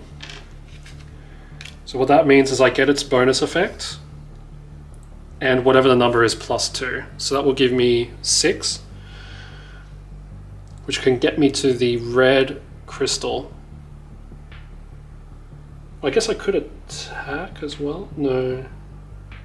Okay, well, no, hold on. I'm thinking now. I can kill this first try. Well, no, I don't have the... No, I can. Okay, we could do some tricky stuff here. Hold on. I'd need 3, 6 movement to get there. Let's move 2. 3, 4, 5, 6. Is that really worth it? Yes. I don't think it is, but yes. Then I can just kill it for free. Yeah, fuck it. Alright, we're gonna do some crazy stuff here. So we're gonna move 3, 4, 5, 6. Go like this. Oh wait, this I'll provoke that motherfucker. Oh, I didn't even think about that. Okay, well, hold on. Hold on. Maybe I just want to go north. Probably better. So instead, I can't move then attack, huh? Oh. Well, I guess I can just do this. So I'll attack with my action, I'll attack, and I'll concentrate on the ranged attack. So when you play this, play another action card with it, get the stronger effect of that card for free, which is a ranged attack 3. If that effect gives you move, influence, block, or any type of attack, get that +2. So this is 5, it has 4 armor, so I just kill it. And then this goes back to the source. This dies, I get 2 fame, which is kind of shit. I go up a reputation, they fuck off, and that'll be it for my turn. And then I don't draw any cards next turn. Okay. I also have a blue thingy. Okie doke, that's it for me. Then this guy goes 1, 2, 3. Are you kidding? So unlucky. Alright, they're out of crystals. Okay, my next turn, I can't draw because I'm full. I'm up to my hand limit. I can take a... I'll take the blue, I guess. I'll move 2. And then I'll spend 2 to reveal another tile. So I'll move 2 and then reveal.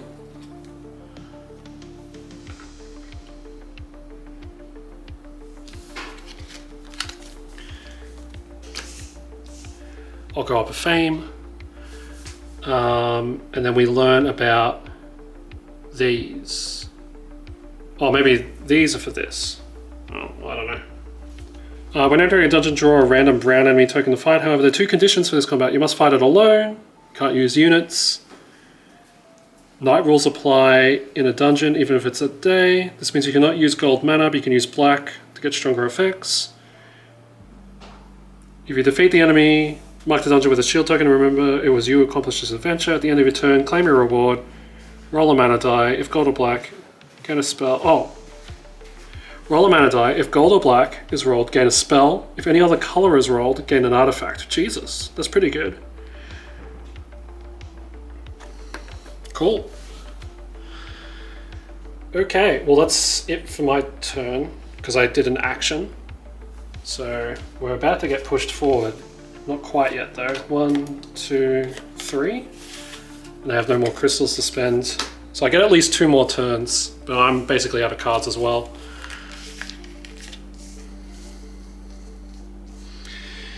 I'm gonna move, oh, and this goes back, I never used it. I could try the dungeon. Move, I could take the blue, move 4, and then use my action to attack the dungeon. Because I've got attack or block 2, attack or block 2. My max attack would be, well, let's take this. Well, no. My max attack would be 8. I want to try the dungeon. I'm gonna get my ass kicked, but I should try it, right? It's just a fucking board game. So I'll take the red. Yeah, I'll use the blue to move 4, 2, 4, right? And this can go away. This can go away. And then I will enter the dungeon. So we fight a brown dude. That came out wrong. Jesus. He's swift too, so he goes first, right? What does swift mean again? To block this enemy, you need to do twice as much. Oh, we're in trouble. I'm not going to block it. I'll just attack. And I have enough to kill. I can get block 5. No, I can't block. There's swift. There's no point. You just take the damage. That's going to hurt. But I can kill him. Get a bunch of fame. That's pretty cool. So I can't kill them with ranged. So then they'll go first. And then there's no point blocking because there's swift. I would need to block 14. I can block for like 6. I mean, it's not bad. Or 7. But yeah, which would actually stop the thing. But yeah. So I get hit for 7. And now I need to allocate wounds. Wait, do you allocate at the end? I don't think it matters, right? Yeah, you assign the damage after the block phase. Okay, so he's going to hit for 7. Cool. I'm going to make you take a wound. Sick. Now it's going to go down to 5.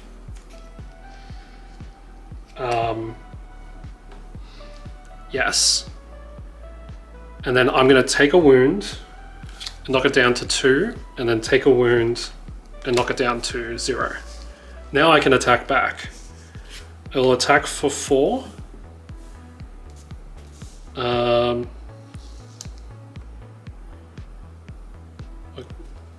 6. And they're dead. Cool. So that's all done.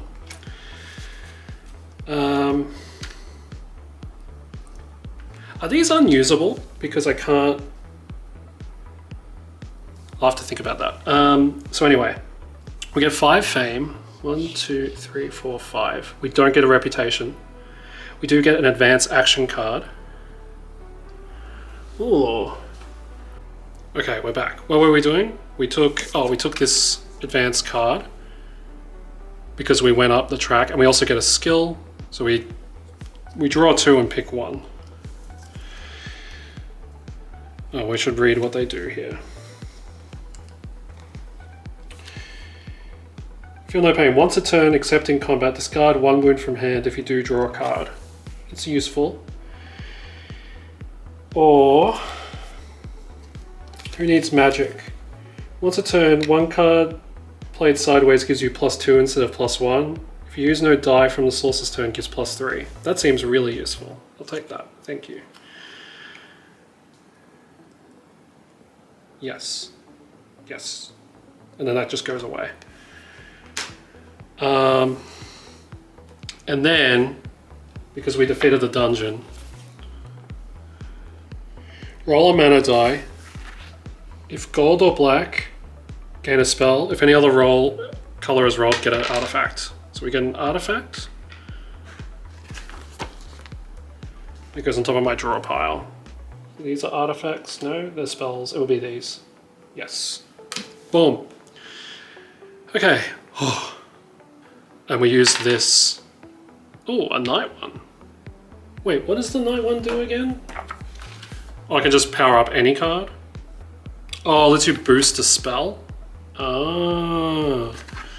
Well, I have no spells, so rip. Okay. Oh, and then when you take a thing, that goes like that. Okay. So end of turn, she does this. Nothing else happens. She declares next time to end. Then I draw to a max of 5 cards. Here's my artifact. Banner of Glory. Assign this to a unit you control. The assigned unit gets +1 armor, +1 to any attacks or blocks it makes. Whenever this unit attacks or blocks, fame +1. Oh shit. Okay. Well, it's wounded, so it's not gonna be able to do shit anyway. Now, can I just turn cards sideways without activating a move? I'm very curious about this. Do you have to have... in the example number 4, there's no move card, just 5 cards played sideways, move 1. That's right, you can move even if you have no move cards. Sick! So I will do these 2 sideways to flip over another tile. I'm getting near the end here.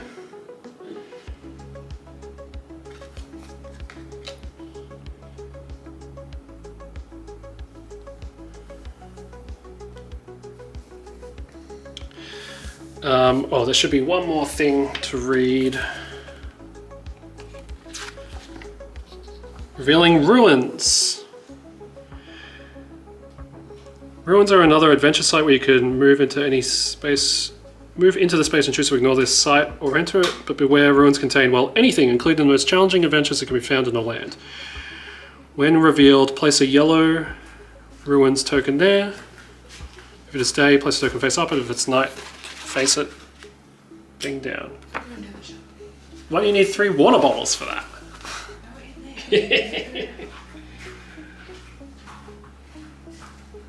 There's different types. I'll read about it if I flip it.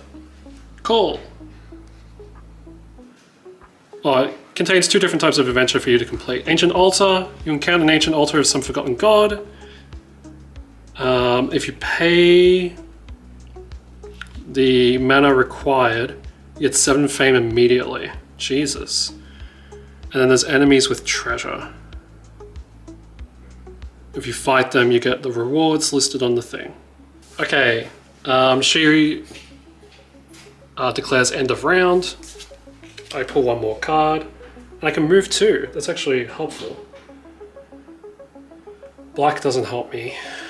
So I may as well just move for 2. And I'll move back here, because it's probably easier to move through this space, through this area. And just keep revealing, because if I reveal, that's how you win. So I'll do that. And that's it for me. Okay, then my turn ends, the round ends, and we do end of round stuff. So...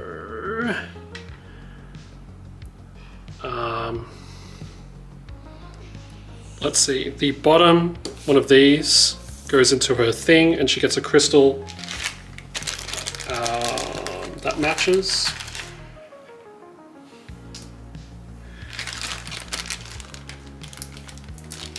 That moves down, that goes like that, this moves down.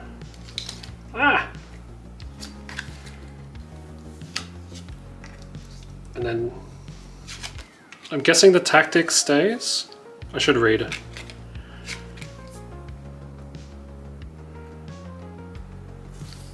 Hello? Hello?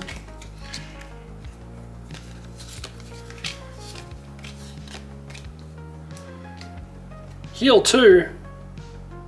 Sounds great. Let's just quickly read the monastery. What happens at the end of round? Well, I should read end of round in the rulebook because it will mention monasteries.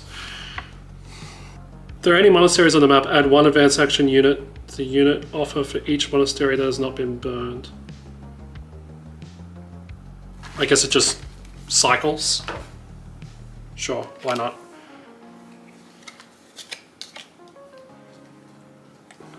Oh, it's getting messy. Okay, we'll flip back to daytime. We'll roll our new mana. Haha, cool. 1 depleted immediately. We get this back. This shuffles. And then hers shuffles.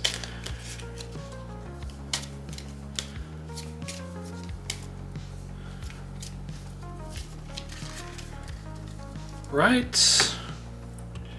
And then we'll try to beat the game. It's as soon as we find the keep.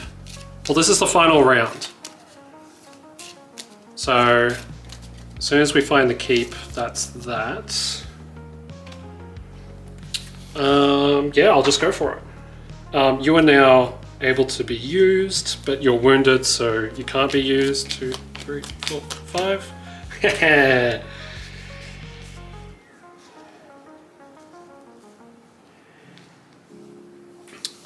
Okay. For 4, we'll go 5, 6. So we'll move. Actually, I can add these later, right? So we'll move for 2, then we'll reveal for 2. Wait, the move cost of all terrain is reduced to 2 this turn. Oh, it doesn't matter. Oh, running out of space. Oh, that's the game. Wow. Alright, okie dokies. So, we've found a castle. We've finished our first scenario, our reconnaissance. So let's read end of scenario stuff. I think this walkthrough has been pretty good because you're guaranteed to, well, I mean, these were the first 2, but you're guaranteed to interact with a different type of thing with each map. It forces you to interact with it, which is pretty cool. It's not like, it's as less of an information overload as it could be, I think, which is pretty cool. So let's see. If you reveal the tile with a city, each player, including you, will play 1 more turn. Okay. And then the game ends. You may put the corresponding city figure on its space to mark it, but ignore its dial for now. Treat that space as inaccessible. If you revealed a non-city core tile, the game continues. Oh, well, tell me what happens when we end the game. The first scenario is almost over when the city tile is revealed. Each player, including the one who revealed the city, plays 1 more turn. And the game is finished. During this time, player versus player combat is not allowed. Once the game is concluded, it is time to assign some extra rewards. Players will score extra fame for different achievements, continue to move their shields on the fame track, but ignore any level ups. Well, I guess the fame doesn't matter for me, right? Because I'm playing solo. Okay, well we get to play another turn. It's 5 movement here. Well, I can turn it into 2. So let's do that. Let's plop these guys down like this. What I'll do, yeah, I'll do this to move 2 more spots so that I can fight next turn. I guess that'll be my final turn. And then we put this back. It's white.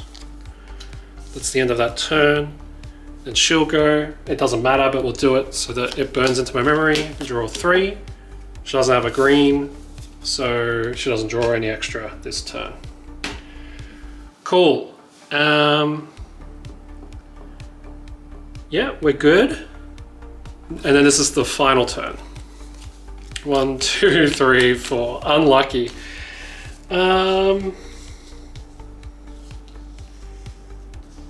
I could kill one of them pretty easily. Yeah, okay. I'll fight this guy. Oh, I could fight this guy. Doesn't matter if I take wounds, honestly. Yeah, let's fight the guy who gives me more fame, I guess. So he summons a dude for me to fight. It's this guy again? Fuck me. I have to block double to block, so I'm just gonna let him hit me for 7. So we get a wound. This would knock me out unconscious, actually. We'll go down by 3, we'll get a wound. Down by 3, a wound. Okay. Well, no. Well, yeah, it means I can't draw any more cards. So once I use these cards, I would faint. Yes. And then I can attack him back. Well, no, then he disappears, then he goes away. And then we fight this guy. And all I'll need to do is pay to get... Actually, I don't even need to pay. I just get 4 attack. Oh no, you would need to play a red to get 4 attack. Oh shit! I guess I can't kill him. No, I can. We'll attack for 2. Here, and then we'll just make it 4 killing.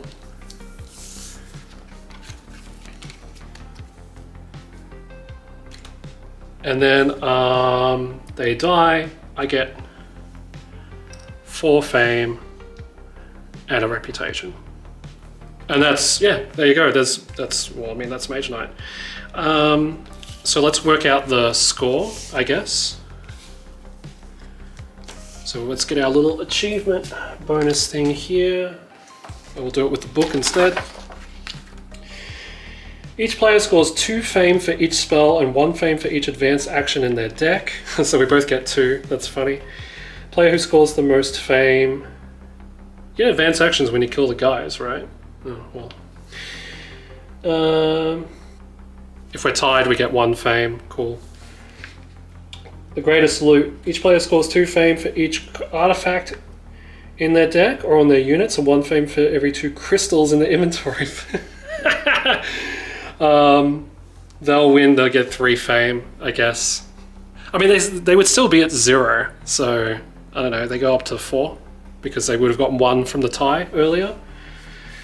Greatest leader, each player scores fame equal to the total level of their units.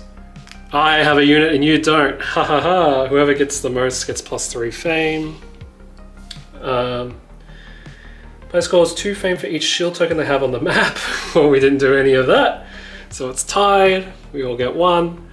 Greatest adventurer, each player scores 2 fame for each shield token they have on an adventure site. Well, I actually did 2 adventure sites, right? Or did I just do the 1? I just did the 1. Yeah. So I get 2 fame, and then whoever has the most gets 3. And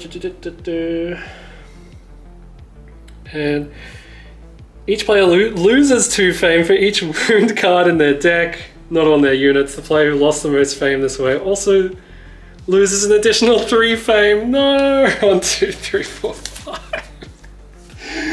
18 fame? I have another one in here, don't I?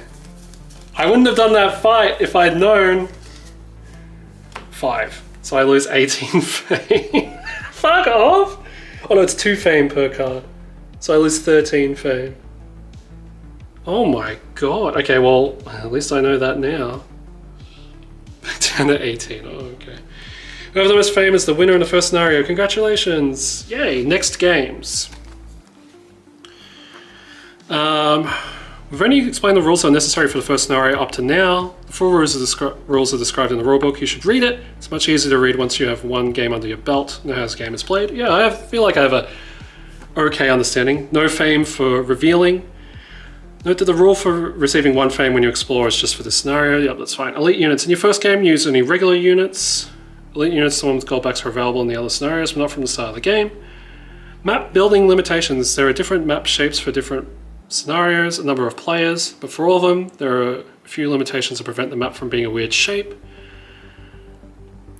Challenging extra enemies. If you dare, you can challenge more rampaging enemies at once if there are none next to your space. Ooh. Okay. Conquering cities is the ultimate goal in many scenarios. To understand how they work, you should read the section, blah, blah, blah, blah. Scenarios. The scenarios are described in the scenario book, which is at the end of the rulebook. If you have enough time, you should try the full conquest or full cooperation scenario to see the game at its full epic scale.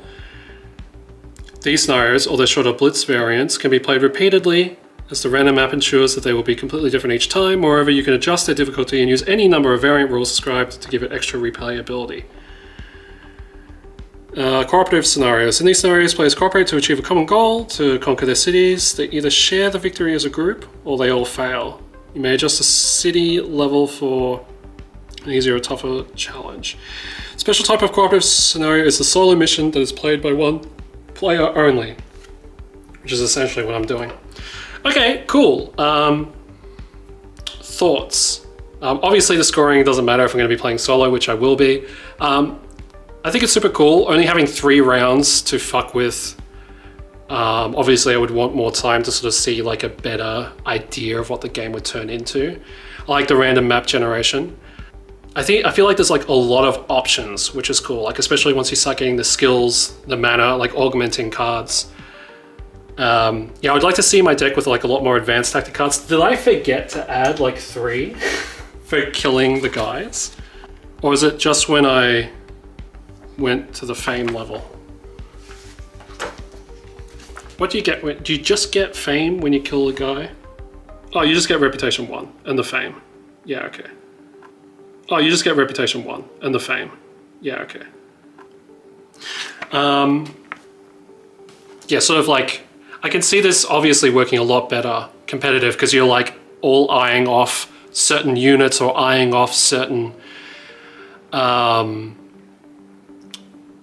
certain advanced actions and stuff like that.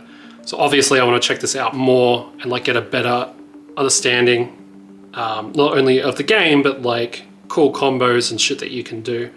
I like this being like your clock. That's pretty cool. What else? Yeah, the options with buffing certain cards with spells is pretty fucking cool.